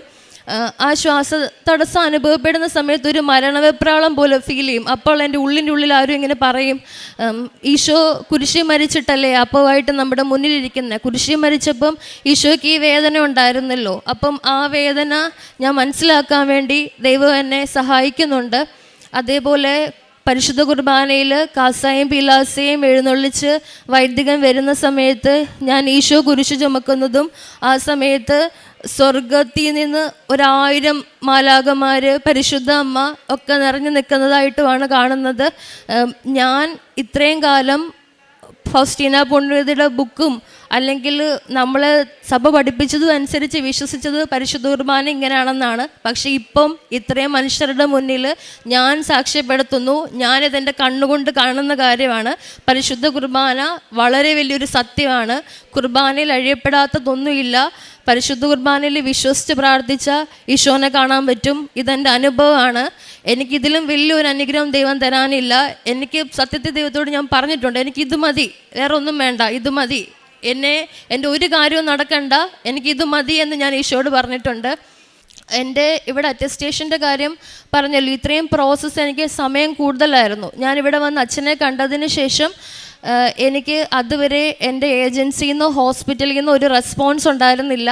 പക്ഷെങ്കിൽ അച്ഛൻ്റെ ബ്ലെസ്സിങ് കിട്ടിയതിന് ശേഷം എൻ്റെ ഏജൻസിയിൽ എൻ്റെ പേപ്പർ വർക്ക് ഹാൻഡിൽ ചെയ്തിരുന്ന ഒരാളെ മാതാവ് ചേഞ്ച് ചെയ്തു, പകരം വേറൊരാളായി. ആ പുള്ളി എന്നെ നിരന്തരം എൻ്റെ ഒരു ഫ്രണ്ടിനെ പോലെ എന്നെ വിളിക്കും, ടെൻഷൻ അടിക്കേണ്ടെന്ന് പറയും. എൻ്റെ പ്രോസസ്സ് സ്റ്റാർട്ട് ചെയ്തു. ഹോസ്പിറ്റലിൽ നിന്ന് എന്നോട് റെസ്പോണ്ട് ചെയ്യാൻ വേണ്ടി തുടങ്ങി. ആ സമയങ്ങളിൽ എനിക്ക് ചേംബർ അറ്റസ്റ്റേഷൻ എന്ന് പറഞ്ഞ ദുബായിൽ നിന്ന് ഒരു അറ്റസ്റ്റേഷൻ വേണമായിരുന്നു. അത് കംപ്ലീറ്റ് ആയാൽ മാത്രമേ കുവൈറ്റ് എംബസി അറ്റസ്റ്റേഷൻ നടക്കത്തുള്ളൂ. പക്ഷേ വെരി അൺഫോർച്ചുനേറ്റ്ലി എൻ്റെ ഹോസ്പിറ്റലിൻ്റെ ഓണർ ആ സമയത്ത് ഒരു കേസിൽ പെട്ട് ജയിലിലായി. ആ സമയത്ത് എനിക്ക് സിഗ്നേറ്ററി സീല് തരേണ്ടത് ഈ ഓണറാണ്. പക്ഷെങ്കിൽ ഓണർ ഇല്ലാത്ത സമയത്ത് എനിക്ക് അദ്ദേഹം പുറത്തുനിന്ന് ഇറങ്ങിയാൽ മാത്രമേ എനിക്ക് സീല് കിട്ടത്തുള്ളൂ. എനിക്ക് യാതൊരു വഴിയില്ല. അദ്ദേഹം എന്ന് ജയിലിൽ നിന്ന് പുറത്തിറങ്ങുമെന്ന് എനിക്കറിയില്ല. അത് സീല് കിട്ടാതെ എൻ്റെ ഒരു പ്രോസസ്സ് ഇനി മുന്നോട്ട് നീങ്ങത്തില്ല. ഞാൻ ഇവിടെ വന്ന് മാതാവിനോട് പ്രാർത്ഥിച്ചു. ഞാനിത് ഒറ്റയ്ക്ക് എടുത്ത തീരുമാനമല്ല, മാതാവ് പറഞ്ഞതുകൊണ്ട് ഞാൻ ഈ ജോലിക്ക് അപേക്ഷിച്ചാണ്. ഞാൻ ആഗ്രഹിച്ച ഒരു രാജ്യമല്ല, ഞാൻ ആഗ്രഹിച്ച ജോലിയല്ല. അമ്മയും ഈശോയും പറയുന്നു, ഞാൻ കേൾക്കുന്നു. അതുകൊണ്ട് ബാക്കിയുള്ളത് എന്താണെന്ന് വെച്ചാൽ അത് ചെയ്യണമെന്ന്. ഈശോയും മാതാവും കൂടെ എനിക്ക് വേറൊരു ഹോസ്പിറ്റലിൽ വേറൊരു അധികാരിക്ക് ഇവർ പവർ ഓഫ് അറ്റോർണി കൊടുത്തു. എനിക്കൊരു ഓൾട്ടർനേറ്റീവ് സീൽ തന്ന് എൻ്റെ ചേംബർ അറ്റസ്റ്റേഷൻ കംപ്ലീറ്റ് ആയി. വീണ്ടും 30-40 ദിവസം എടുക്കേണ്ടിരുന്ന പ്രൊസീജിയറുണ്ട്. പക്ഷേ വെറും 3 ദിവസം കൊണ്ട് സമയച്ചുരുക്കത്തിൻ്റെ അമ്മ എനിക്ക് ആ പ്രൊസീജിയർ കംപ്ലീറ്റ് ചെയ്ത് തന്നു. അതിനുശേഷം പിന്നീട് എൻ്റെ ജീവിതത്തിൽ ഓരോ മൈൽ സ്റ്റോൺസും നടന്നത് മാതാവിൻ്റെ പ്രത്യേക ദിവസങ്ങളിലാണ്. മാതാവിൻ്റെ വിമലഹൃദയ തിരുനാളിന് ഞാനിവിടെ വന്നിരുന്നു. മാതാവിൻ്റെ വിമലഹൃദയ തിരുനാളിന് ഞാൻ ദണ്ഡവിമോചന കുമ്പസാരം നടത്തി. അന്ന് വൈകിട്ട് തിരിയിൽ ഒരു വലിയ ഹൃദയം അമ്മ എനിക്ക് കാണിച്ചു തന്നു. എൻ്റെ ഫോണിൽ ഒരുപാട് ഇങ്ങനത്തെ തിരിയിലെ അത്ഭുതങ്ങൾ, മാതാവിൻ്റെ അപ്പാരിഷൻസ് ഒരുപാട് ഞാൻ കൃപാസനത്തിന് വേണ്ടി ഒരു ഫോൾഡർ ഉണ്ടാക്കി സൂക്ഷിച്ചു വെച്ചിട്ടുണ്ട്. ആദ്യത്തെ എനിക്ക് മാതാവ് അങ്ങനെ ഒരു അനുഭവം തരുന്നത് അന്നാണ്. എനിക്കൊരു തിരുഹൃദയം കാണിച്ചു തന്നു. അന്ന് വൈകിട്ട് എൻ്റെ കോട്രാബേ വെരിഫിക്കേഷൻ സ്റ്റാർട്ട് ചെയ്തു. അതിനുശേഷം കർമ്മല മാതാവ് തിരുനെല്ല ദിവസം എനിക്ക് കോട്രാബേ വെരിഫിക്കേഷൻ കംപ്ലീറ്റ് ചെയ്തു, ലൈസൻസിങ് തുടങ്ങി. അതിനുശേഷം മാതാവിൻ്റെ സ്വർഗാരോഹണ തിരുനാളിൻ്റെ അന്ന് ലൈസൻസിങ് കംപ്ലീറ്റ് ആയി. MOH വിസയ്ക്ക് സബ്മിഷൻ ചെയ്യാമെന്ന് പറഞ്ഞ മെയിൽ വന്നു. മാതാവിൻ്റെ ജന്മ തിരുനാൾ സെപ്റ്റംബർ 8 എൻ്റെ പള്ളിപ്പെരുന്നാളാണ്. ഞാൻ നോയമ്പെടുത്ത് പ്രാർത്ഥിച്ചിരുന്നു. സെപ്റ്റംബർ 8 മാതാവിൻ്റെ ബർത്ത്ഡേക്ക് എനിക്കൊരു ഗിഫ്റ്റ് കിട്ടണമെന്ന് ഞാൻ പ്രാർത്ഥിച്ചിരുന്നു. മാതാവിൻ്റെ തിരുനാൾ കുർബാനയ്ക്ക് 4 മണിക്ക് കയറി 4:05 ആയപ്പോൾ എൻ്റെ വിസ സബ്മിഷൻ നടന്നു. സെപ്റ്റംബർ 14 വിശുദ്ധ കുരിശിൻ്റെ പുകഴ്ചയുടെ അന്ന് വിസ തന്ന ദൈവം എന്നെ അനുഗ്രഹിച്ചു. അതിനുശേഷം സെപ്റ്റംബർ 18 എനിക്ക് മെഡിക്കലായിരുന്നു. മെഡിക്കലിന് പോകുന്ന സമയത്ത് ഞാൻ തീർത്ഥാടന ഉടമ്പടി കഴിഞ്ഞു, 90 ദിവസം കംപ്ലീറ്റ് ആയി അടുത്തത്. അപ്പം ഞാൻ പുതുക്കണമായിരുന്നു. പക്ഷേ ഈ പ്രോസസ്സിൻ്റെ ഇടയ്ക്ക് ഓടുന്ന വഴിക്ക് എനിക്ക് ഇവിടെ വന്ന് പുതുക്കാൻ പറ്റിയില്ല. അപ്പം എൻ്റെ മനസ്സിൽ ഇത് കഴിഞ്ഞ് വന്ന് ഞാൻ ഉടമ്പടി പുതുക്കിക്കോളാം എന്നാണ്. പക്ഷെ ദൈവം ഞാൻ ഒരു ദിവസം പോലും ഉടമ്പടി വിട്ട് ജീവിക്കണമെന്ന് ആഗ്രഹിക്കുന്നില്ല എന്നുള്ള കാര്യം ഞാൻ ഓർത്തില്ല ആ സമയത്ത്. പക്ഷേ സെപ്റ്റംബർ 18 നടന്ന മെഡിക്കലിൽ ഞാൻ അൺഫിറ്റായി. എൻ്റെ കണ്ടീഷൻ പറഞ്ഞത് എനിക്ക് മൈൽഡ് ലംബാർ സ്കോളിയോസിസ് ആണ്. സ്കോളിയോസിസ് ഉള്ള ഒരാൾക്ക് GCC കൺട്രിയിൽ വർക്ക് ചെയ്യാൻ പറ്റില്ല. പക്ഷേ എൻ്റെ ഇതുവരെയുള്ള ഒരു സ്ഥലത്തും അങ്ങനെ ഒരു കണ്ടീഷൻ വന്നിട്ടില്ല. ഇത് എങ്ങനെ വന്നു എന്നെനിക്കറിയില്ല. ഞാൻ ഒരുപാട് സംസാരിച്ച് നോക്കി. ഈ കണ്ടീഷൻ കാരണം എനിക്ക് പോകാൻ പറ്റത്തില്ല, അൺഫിറ്റ് ആണെന്ന് പറഞ്ഞു. എൻ്റെ സംശയം തീർക്കാൻ വേണ്ടി ഞാൻ പുറത്തത്തെ ഒരു ലാബിൽ പോയിട്ട് എക്സ്റേ എടുത്തു. എനിക്ക് അങ്ങനെ ഒരു കണ്ടീഷനുണ്ട്. പിറ്റേ ദിവസം വന്ന് അന്ന് ഞാൻ എങ്ങനെ കരഞ്ഞു എന്ന് എനിക്കറിയില്ല. ഇതിനാണെങ്കിൽ ഇതൊക്കെ മുന്നിൽ ഞാൻ ജനിച്ചപ്പോൾ തൊട്ട് ഇന്നിവിടെ നിൽക്കുന്നത് വരെ അറിയുന്ന എൻ്റെ ദൈവത്തിന് ഈ കണ്ടീഷൻ അറിയാൻ പാടില്ലായിരുന്നോ എന്ന് ഞാൻ എൻ്റെ ദൈവത്തോട് 1000 വട്ടം ചോദിച്ചു. കാരണം ഞാൻ എൻ്റെ ദൈവത്തെ കാണുന്നു, സംസാരിക്കുന്നു, കൂടെ നടക്കുന്നു. അപ്പോൾ എനിക്കൊരു അപകടം ഉണ്ടായി, എൻ്റെ ദൈവം അത് അറിയത്തില്ലേ എന്നുള്ള കാര്യത്തിൽ ഞാൻ ഈശോനെ ഒത്തിരി ക്വസ്റ്റ്യൻ ചെയ്തു. അന്ന് ഒത്തിരി ഞാൻ കരഞ്ഞ് പിറ്റേ ദിവസം ഞാൻ രാവിലെ എഴുന്നേറ്റു. ഞാൻ ഉടമ്പടിയിലല്ല, പക്ഷേങ്കിൽ ഞാൻ രാവിലെ എണീറ്റ് പ്രാർത്ഥനകളൊക്കെ ചെയ്തു. എന്നിട്ട് ഞാൻ വീണ്ടും ഒത്തിരി ഭയങ്കര ഇമോഷണൽ ബ്രേക്ക് ഡൗൺ ആയിരുന്നു. അന്ന് ഞാൻ ഒത്തിരി കരഞ്ഞ് ഞാൻ ഇവിടെ അല്ലായിരുന്നു, ഞാൻ എറണാകുളത്ത് സ്റ്റേ ആയിരുന്നു. കാരണം ഞാൻ മെഡിക്കലിന് പോയതായിരുന്നു. ഞാൻ അവിടെ കിടന്ന് ഉറങ്ങുന്ന സമയത്ത് എനിക്കൊരു സ്വപ്നദർശനം ഉണ്ടായി. ഞാൻ ബാഗൊക്കെ ഇങ്ങനെ പാക്ക് ചെയ്യുവാണ്. എൻ്റെ ചുറ്റും കുറേ ആൾക്കാർ കൂടി നിന്നിട്ട് എന്നെ ഇങ്ങനെ കളിയാക്കുവാണ്. ഞാൻ ഫെയിലായി പോയി, പരാജയപ്പെട്ട് എന്തൊക്കെ ഒത്തിരി ആൾക്കാർ ഇങ്ങനെ കൂവിയൊക്കെ വിളിക്കുക. ഞാൻ കരഞ്ഞുകൊണ്ട് ഞാൻ ബാഗൊക്കെ പാക്ക് ചെയ്യുകയാണ്. അപ്പോൾ എൻ്റെ തലയുടെ മുകളിൽ ഒരു ഷെൽഫുണ്ട്. അവിടുന്ന് ഞാൻ 2 എന്തോ എടുത്ത് ബാഗിൽ വെച്ചതൊരു ക്രൂശിത രൂപവും ഏതോ ഒരു മാതാവിൻ്റെ സ്റ്റാച്ചു മാത്രമാണ്. അത് ഞാൻ എടുത്ത് ബാഗിൽ വെക്കാൻ തിരിയുമ്പോൾ ആരും എൻ്റെ കാലിൽ ഇക്കിളിയിട്ടു. ഞാൻ തിരിഞ്ഞു നോക്കുമ്പം കരുണയുടെ രൂപത്തിലുള്ള ജീവനുള്ള എൻ്റെ ഈശോയായിരുന്നു. 2 വാക്ക് ഈശോ പറഞ്ഞുള്ളൂ, ഞാനില്ലേ കൂടെ എന്ന്. അങ്ങനെ 2 പ്രാവശ്യം ഈശോ എന്നോട് പറഞ്ഞു, ഞാനില്ലേ കൂടെ എന്ന്. ഇത് കേട്ടതും ഞാൻ ഞെട്ടി എഴുന്നേൽക്കുകയാണ് ചെയ്തത്. എഴുന്നേൽപ്പോൾ എനിക്ക് ആത്മാവിൽ നിന്ന് ഭയങ്കര പ്രചോദനം ഉണ്ടായി ഓൺലൈൻ ഉടമ്പടി എടുക്കാൻ. ഞാൻ അപ്പം തന്നെ ഓൺലൈൻ ഉടമ്പടിയിൽ ഒരു നിയോഗം എഴുതിയിട്ടുള്ളൂ, എനിക്ക് മെഡിക്കൽ ഫിറ്റ് ആവണം, എനിക്ക് ഇങ്ങനൊരു കണ്ടീഷൻ ഉണ്ടാവാൻ പാടില്ല, ദൈവത്തിന് ഒരൊറ്റ ദിവസമേ ഉള്ളൂ, എന്താ ചെയ്യേണ്ടതെന്ന് എനിക്കറിയില്ല. ഞാൻ വിശ്വസിക്കുന്നു ദൈവം ഇതെനിക്ക് തരുന്ന കാനാൻ ദേശമാണ്. ഈ മോശയും കൂട്ടരും ഇത്രയും വർഷം എടുത്തിട്ടല്ലേ അവിടെ പോകുന്നത്. എനിക്ക് ദൈവം 1 വർഷമല്ലേ തന്നുള്ളൂ അവിടം വരെ പോകാൻ. അതുകൊണ്ട് ദൈവത്തിൻ്റെ വലിയ പദ്ധതിയായിട്ടാണ് ഞാൻ ഇതിനെ കണ്ടുകൊണ്ടിരിക്കുന്നത്. അപ്പം ഞാൻ ഈശോയോട് ഇത് പറഞ്ഞു, ഉടമ്പടി എടുത്തു, പ്രാർത്ഥിച്ചു. അതേ സമയത്ത് ഞാൻ സ്വപ്നം കാണുമ്പം എൻ്റെ അനിയത്തിക്ക് ഒരു സ്വപ്ന ദർശനം ഉണ്ടായി. അവൾ ആ സമയത്ത് ദുബായിലാണ്. അവൾ കാണുന്നത് ഞാനും എൻ്റെ അനിയത്തിയും കൂടെ നടന്നു പൊയ്ക്കൊണ്ടിരിക്കുകയാണ്. ഒരു ദേവാലയം, മാതാവിൻ്റെ നിത്യസഹായ മാതാവിൻ്റെ ഒരു ദേവാലയത്തെ അങ്ങ് കാണാൻ ഞങ്ങൾക്ക് അങ്ങോട്ട് നടന്നു പോയിക്കൊണ്ടിരിക്കുന്നത്. അപ്പം ഞാൻ എൻ്റെ അനിയത്തിയോട് പറയുകയാണ്, എനിക്ക് നടക്കാൻ പറ്റത്തില്ല, കൈക്കും കാലിനും നടുവിനൊക്കെ ഭയങ്കര വേദനയാണ്, നടക്കാൻ പറ്റത്തില്ല ജോസ്മി, ഒട്ടും നടക്കാൻ പറ്റത്തില്ല. ഇതാ ഞാൻ പറഞ്ഞുകൊണ്ട് റിപ്പീറ്റ്ലി ഇത് തന്നെ പറഞ്ഞുകൊണ്ടിരിക്കുന്നത്. അപ്പോൾ എൻ്റെ അനിയത്തി പറയുന്നുണ്ട്, നടക്ക്, കുഴപ്പമില്ല എന്നൊക്കെ പറയുന്നുണ്ട്. പെട്ടെന്ന് ആകാശത്തുനിന്ന് മാതാവ് ഇറങ്ങി താഴെ വന്നു. 2 കൈയും വിരിച്ച് നിൽക്കുന്ന, 2 കൈ തുറന്നു പിടിക്കാൻ നമ്മളെ സഹായിക്കാൻ നിൽക്കുന്ന ഇമേജാണ്. അപ്പം മാതാവ് ഇങ്ങനെ 2 കൈ നിവർത്തി പിടിച്ചിട്ട് എൻ്റെ അനിയത്തിയോട് സംസാരിക്കുകയാണ്. ജോസ്നെ ഇപ്പം അനുഭവിക്കുന്ന വേദന കുരിശി കിടന്നപ്പം ഈശോയ്ക്ക് ഇതേ വേദനയായിരുന്നു, ഇതേപോലെ ഈശോയ്ക്ക് നടുവിനും കാലിനും നട്ടലിനും ഒക്കെ വേദനയായിരുന്നു, അതേ വേദനയാണ് ജോസ്നെ ഇപ്പം അനുഭവിക്കുന്നത്. ഇങ്ങനെ പറഞ്ഞ് ഈ സ്വപ്നം കഴിഞ്ഞു. പിറ്റേ ദിവസം രാവിലെ മെഡിക്കലിന് പോകുമ്പോൾ ഞാൻ ഒരു കാര്യം ഡിമാൻഡ് ചെയ്തിട്ടുള്ളൂ ദൈവത്തോട്, ഇത് തന്നാലും ഞാൻ നന്ദി പറയും, തന്നില്ലെങ്കിലും നന്ദി പറയും. ഇന്ന് എന്നെ കൃപയിലെത്തിച്ചത് ദൈവമാണ്. ഇന്ന് എൻ്റെ ദൈവത്തോട് ക്വസ്റ്റ്യൻ ചെയ്യാൻ എനിക്ക് ഇടയാവരുത്. എനിക്ക് എന്ത് സംഭവിച്ചാലും ഞാൻ ഇപ്പോൾ ജീവിക്കുന്ന ഈ അവസ്ഥയിൽ നിന്ന്, എൻ്റെ ദൈവത്തെ ഞാൻ ഇങ്ങനെ കണ്ടുകൊണ്ട് നിൽക്കുന്ന അവസ്ഥയിൽ നിന്ന് പുറകോട്ട് പോകാൻ എനിക്ക് പാടില്ല. ഇത് മാത്രമേ ഞാൻ ഈശോയോട് ഡിമാൻഡ് ചെയ്തിട്ടുള്ളൂ. പിന്നെ എനിക്കൊരു അടയാളം വേണം, ഈശോയും മാതാവും എൻ്റെ കൂടെ നിൽക്കുന്നുണ്ടെന്നുള്ളതിനൊരു അടയാളം. ഞാൻ മെഡിക്കൽ എടുക്കുന്ന സ്ഥലത്ത് ചെന്നപ്പം ഒരു 2 സ്റ്റെപ്പ് ഡിസ്റ്റൻസ് പോലും ഇല്ല. ഈ മെഡിക്കൽ സെൻറ്ററിനോട് ചേർന്ന് തന്നെ ഒരു ഗ്രോട്ടയാണ്. വ്യാകുലമാതാവ് ഈശോനെ മടിയൊക്കെ എടുത്തിക്കൊണ്ടിരിക്കുന്ന ഒരു രൂപമാണ് അതിലുണ്ടായിരുന്നത്. എനിക്ക് ഇതിലും പല അടയാളം വേണ്ടായിരുന്നു. എനിക്കറിയായിരുന്നു ഈശോയും മാതാവ് എൻ്റെ കൂടെ ഉണ്ടെന്ന്. ഞാനിവിടുന്ന് കൊണ്ടുപോയ ഉടമ്പടി നിറച്ച വസ്തുവായ ഉപ്പ് അവിടെ ഇട്ട് പ്രാർത്ഥിച്ച് മെഡിക്കൽ സെൻറ്ററിനകത്ത് കയറി. ഒരു ക്രൂശിത രൂപവും മാതാവിൻ്റെ കാശുരൂപവും ഞാൻ കൈ പിടിച്ചു. എനിക്ക് ഭയങ്കര പാനിക്കായിരുന്നു. ഞാൻ എക്സ്റേ റൂമിൽ കിടക്കുമ്പോൾ എനിക്കൊരു മെറിറ്റ് ഇല്ല, കാരണം എനിക്കറിയാം എനിക്ക് അവിടെ ഒരു വളവുണ്ട്. അപ്പം ഫിറ്റാകുമോ അൺഫിറ്റാകുമോ എന്നുള്ളതല്ലേ. എന്ത് വന്നാലും ദൈവത്തോട് ലാസ്റ്റ് നന്ദിയേ പറയാൻ പാടുള്ളൂ. ഇതാണ് എൻ്റെ ഡിമാൻഡ്. എക്സ്റേക്ക് ഡ്രസ്സ് മാറി എക്സ്റേ മെഷീൻ്റെ ഫ്രണ്ടിൽ നിൽക്കുമ്പം ഞാൻ പ്രാർത്ഥിച്ചത് ഇങ്ങനെയാണ്. നിയമാവർത്തന പുസ്തകം 33:25-27. എഷ്രോൺ, നിന്റെ ദൈവത്തെ പോലെ ആരുമില്ല, നിന്നെ സഹായിക്കാൻ വിഹായസിലൂടെ അവിടുന്ന് മഹത്വപൂർണ്ണമായ മേഘത്തിന്മേൽ സഞ്ചരിക്കുന്നു. നിത്യനായ ദൈവം നിന്റെ അഭയം, താങ്ങുന്നത് അവൻ്റെ ശാശ്വത ഹസ്തങ്ങൾ. ഈ വചനം മാത്രം പറഞ്ഞ് എൻ്റെ കയ്യിൽ ഉപ്പുണ്ടായിരുന്നു. എനിക്കവിടെ ഉപ്പ് വിതറാനൊന്നും പറ്റത്തില്ല, കാരണം ആൾക്കാരുണ്ട് ചുറ്റും. ഞാൻ ഉപ്പ് 2 കയ്യിലും പുരട്ടി അങ്ങനെ നിന്നു. ഞാൻ എക്സ്റേ എടുത്ത് റിട്ടേൺ ഇറങ്ങുമ്പം എക്സ്റേ ടെക്നീഷ്യൻ്റെ സിസ്റ്റത്തിൽ എനിക്ക് എൻ്റെ എക്സ്റേ കാണാമായിരുന്നു. എനിക്കൊരു പ്രശ്നവും ഇല്ല, എനിക്കൊരു കുഴപ്പമില്ല. അന്നത്തെ മെഡിക്കലിൽ 3 മണിക്ക് ഞാൻ ഫിറ്റായി. എനിക്ക് അങ്ങനെ ഒരു കണ്ടീഷനും ഇല്ല.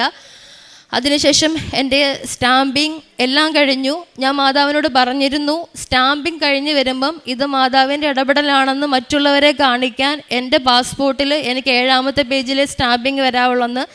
എൻ്റെ പാസ്പോർട്ടാണിത്. 7ാമത്തെ പേജിലാണ് സ്റ്റാമ്പിങ് കഴിഞ്ഞിട്ട് എൻ്റെ വിസ വന്നിരിക്കുന്നത്.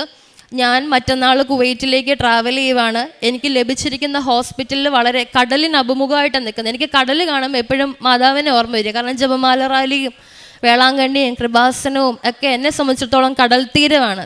ദൈവാനുഭവം ഏറ്റവും കൂടുതൽ അനുഭവിക്കുന്ന സ്ഥലമാണ്. അപ്പം ഞാൻ ഉറച്ചു വിശ്വസിക്കുന്നു, ദൈവം എന്നെ കൊണ്ടുപോകുന്നതും ദൈവം എന്നെ നടത്താൻ പോകുന്നതും ഇതേ കൃപയെ തന്നെയായിരിക്കുമെന്ന്. അതുപോലെ എനിക്ക് ഉണ്ടായിരുന്നൊരു മെസ്സേജാണ്, ഇവിടെ നിന്നപ്പോൾ ജപമാല റാലി ഞാൻ കൂടിയിട്ടേ പോകത്തുള്ളെന്നാണ് ഈ 1 വർഷം കൊണ്ട് മാതാവ് ഉദ്ദേശിച്ചിരുന്നത്. കാരണം 2 പ്രാവശ്യം ഞാൻ ഒരു പ്രാവശ്യം ടിക്കറ്റ് എടുക്കാൻ നോക്കി കിട്ടിയില്ല. 2ാമത്തെ പ്രാവശ്യം ടിക്കറ്റ് എടുത്തു, ലീവ് കിട്ടാണ്ട് എനിക്ക് ജപമാല റാലി കൂടാൻ പറ്റിയിട്ടില്ല. ഈ വർഷം ഞാൻ ജപമാല റാലി നടന്നു. എനിക്ക് ഭയങ്കര കാലുവേദനയും നടുവേദനയൊക്കെ ആയിരുന്നു. ഞാൻ എങ്ങനെ ഇത്രയും കിലോമീറ്റർ നടന്നെന്ന് എനിക്കറിയത്തില്ല. ഞാൻ ഒരുപാട് ജപമാല ചൊല്ലി 60 ജപമാല വാങ്ങി ഞാൻ ആൾക്കാർക്ക് കൊടുത്തു. അതുപോലെ തന്നെ എനിക്ക് വേറെ പറയാനുള്ളത്, മെയ് മാസത്തിൽ ഇവിടെ വണക്ക് മാസം നടക്കുമല്ലോ. അപ്പം ഞാനിവിടെ ഏപ്രിൽ മന്തിൽ വന്ന് മാതാവിൻ്റെ ഇതിൻ്റെ ഒരു മിനി സ്റ്റാച്ചു മേടിച്ചുകൊണ്ട് വീട്ടിൽ പോയായിരുന്നു. അപ്പം ഞാൻ ഇത്രയും വർഷമായിട്ട് കൃപാസനത്തിൽ വരികയാണെങ്കിലും എൻ്റെ കയ്യിൽ ഇതേ രൂപത്തിലുള്ള മാതാവിൻ്റെ ഒരു സ്റ്റാച്ചു ഉണ്ടായിരുന്നില്ല. അപ്പം എനിക്കിത് കണ്ടപ്പോൾ ഭയങ്കര ഒത്തിരി സന്തോഷമായി. ഞാനിങ്ങനെ ഒരു മാതാവിൻ്റെ രൂപം വാങ്ങാൻ പറ്റുമെന്ന് എനിക്കറിയത്തില്ലായിരുന്നു. അന്ന് ഞാൻ പോയി സ്റ്റാളിൽ നിന്ന് വാങ്ങിച്ചു. അന്ന് ഞാൻ ഭയങ്കര സന്തോഷത്തിലായിരുന്നു. മാതാവ് ഞാൻ എൻ്റെ വീട്ടിൽ ചെന്നപ്പോൾ ആദ്യം എൻ്റെ പേരൻസിനോട് പറഞ്ഞത് ഞാൻ ഒറ്റയ്ക്കല്ല വന്നത്, എൻ്റെ കൂട്ടത്തിൽ ഒരാൾ കൃപാസനത്തിൽ നിന്ന് വന്നിട്ടുണ്ടെന്നാണ്. അങ്ങനെ ആ മാതാവിൻ്റെ രൂപം എൻ്റെ റൂമിൽ എൻ്റെ പ്രാർത്ഥനാ ടേബിളിലുണ്ട്. അപ്പം എനിക്കൊരു ഇതുണ്ട്, ഞാൻ പ്രീവിയസ് സാക്ഷ്യത്തിലും പറഞ്ഞിട്ടുണ്ട്, ഞാൻ ഭയങ്കര അറ്റാച്ച്ഡ് ആണ് ഈശോയോടും മാതാവിനോടും. എനിക്ക് വേറെ മോട്ടിവേഷണൽ സ്പീക്കേഴ്സ് ഒന്നുമില്ല. എനിക്ക് എന്ത് പ്രശ്നം വന്നാലും ഞാൻ ബൈബിളാണ് എടുത്ത് വായിക്കുക. സംസാരിക്കുന്നത് ഈശോയാണ്, എൻ്റെ ബെസ്റ്റ് ഫ്രണ്ട് ഈശോയാണ്. എനിക്കൊരു വലിയ അഫെക്ഷൻ ഉണ്ട് ദൈവത്തോട്. അപ്പം അതിൻ്റെ ദൈവം തന്ന വലിയ കൃപയാണ്. അപ്പം ഞാനിങ്ങനെ ഈശോയുടെ മാതാവിൻ്റെ കൂട്ടത്തിലിരുന്ന് സെൽഫിയും ഫോട്ടോയൊക്കെ എടുക്കും. ഇങ്ങനെ ചെറിയൊരു സൈക്കോസിസ് എനിക്കുണ്ട്. ഞാൻ ഒറ്റയ്ക്ക് ഇരിക്കും, ഇവരുടെ കൂട്ടത്തിലൊക്കെ ഇരുന്ന് ഇങ്ങനെ സെൽഫി എടുക്കാത്ത ഫോണിലിടും. ഇത് ഞാൻ നോർമലി ചെയ്യുന്നൊരു കാര്യമാണ്. ഒരു സൺഡേ മെയ് മാസത്തിൽ എനിക്ക് മെയ് 21-ന് എനിക്കന്ന് ഭയങ്കര സങ്കടമായിരുന്നു. കാരണം എൻ്റെ പ്രൊസീജിയർ ഇതാണ്, എൻ്റെ പ്രോസസ്സ് ഇതുകൊണ്ടാണ് ഡിലേ ആകുന്നതെന്ന് എനിക്കറിയാം. പക്ഷേ ഒത്തിരി പേരിങ്ങനെ ചോദിക്കുമല്ലോ, എന്താ പോകാത്ത, എന്താ നടക്കാത്ത. അപ്പം എനിക്കറിയാം ഇത് ഇപ്പോഴേ പോകത്തുള്ളൂ. കേൾക്കുന്നവർക്ക് ഇത് എങ്ങനെയാണെന്ന് മനസ്സിലാവില്ല. കാരണം മാനുഷികമായ ചിന്തയിൽ ഇത് വർക്കാവത്തില്ലല്ലോ, മറ്റുള്ളവർക്ക് പറഞ്ഞാൽ മനസ്സിലാവത്തില്ല. ഇത് മനസ്സിലാകണമെങ്കിലേ ദൈവം അനുഗ്രഹിക്കണം. അപ്പം ഞാൻ ആൾക്കാരിങ്ങനെ ഒത്തിരി കുത്തി സംസാരിക്കുമൊക്കെ നടക്കും, ഈശോയ്ക്ക് അറിയാം എന്ന് മാത്രമേ ഞാൻ പറയത്തുള്ളൂ. ആൾക്കാരോട് ചോദിച്ചിട്ടുണ്ട്, എങ്ങനെ ഇത്രയും ധൈര്യത്തിലൊക്കെ നിൽക്കാൻ പറ്റുന്നു, ഇത്രയും വർഷമായില്ലേ, 1 വർഷത്തോളമായില്ലേ നാട്ടിൽ വന്ന് നിൽക്കുന്നത്. പക്ഷെ എനിക്ക് പേടിയും ടെൻഷനൊന്നുമില്ല. ഞാൻ ഭയങ്കര സന്തോഷത്തിലാണ്. ഒരു കുർബാനയെങ്കിലും ഒരു ദിവസം അർപ്പിക്കാമല്ലോ എന്നുള്ള സന്തോഷത്തിലാണ് ഞാൻ നിൽക്കുന്നത്. ഇപ്പോഴത്തെ സങ്കടം അതാണ്, ഇനി കുർബാന എങ്ങനെ കാണും, അതാണ് എൻ്റെ ടെൻഷൻ. അപ്പോൾ അന്ന് സൺഡേ ആണ്, കുർബാനയ്ക്ക് പോകണം, ഉച്ച കഴിഞ്ഞിട്ടാണ് പോകുന്നത്. അന്ന് എനിക്ക് ഒത്തിരി എന്തോ സങ്കടമുള്ള ദിവസം. ഞാനിങ്ങനെ മാതാവിൻ്റെ സ്റ്റാച്ചുവും പിടിച്ച് മാതാവിനോട് കുറേ വർത്താനം പറഞ്ഞു, കരഞ്ഞു. ഇതേ മാതാവിൻ്റെ രൂപം കെട്ടിപ്പിടിച്ച് കുറച്ച് സമയം കിടന്നുറങ്ങി. എഴുന്നേറ്റിട്ട് പള്ളിയിൽ പോവാണ്. പെട്ടെന്ന് എനിക്ക് തോന്നി ഫോട്ടോ എടുക്കണം, എനിക്കുള്ളതാണല്ലോ ഇങ്ങനെ. അതുകൊണ്ട് ഞാൻ ഒരു സെൽഫി എടുത്തു മാതാവുമായിട്ട്. അപ്പോൾ ഈ സെൽഫി എടുക്കുന്ന സമയത്ത് എൻ്റെ ഫോണിൽ ഫ്ലാഷ് ഓണായി. പക്ഷേ എൻ്റെ ഫോണിൽ ഫ്ലാഷ് ചേഞ്ച് ചെയ്തിട്ടാലേ ഫോട്ടോ അങ്ങനെ ഫ്ലാഷ് ഓൺ ആവത്തുള്ളൂ. 2 പ്രാവശ്യം ഫ്ലാഷ് വന്നു. അത് ഞാനപ്പോൾ മനസ്സിലോർത്ത് തന്നു ഇപ്പോൾ ഫ്ലാഷ് വന്നേന്ന്. പക്ഷെ ഞാനപ്പോൾ ചെക്ക് ചെയ്യാനൊന്നും പോയില്ല. ഈ മാതാവിൻ്റെ കഴുത്തയിൽ ഞാനൊരു ചെറിയ മണിക്കൊന്ത ഇട്ട് കൊടുത്തിട്ടുണ്ടായിരുന്നു. ഈ മണിക്കൊന്ത കിട്ടിയതിന് വലിയൊരു കഥയുണ്ട്.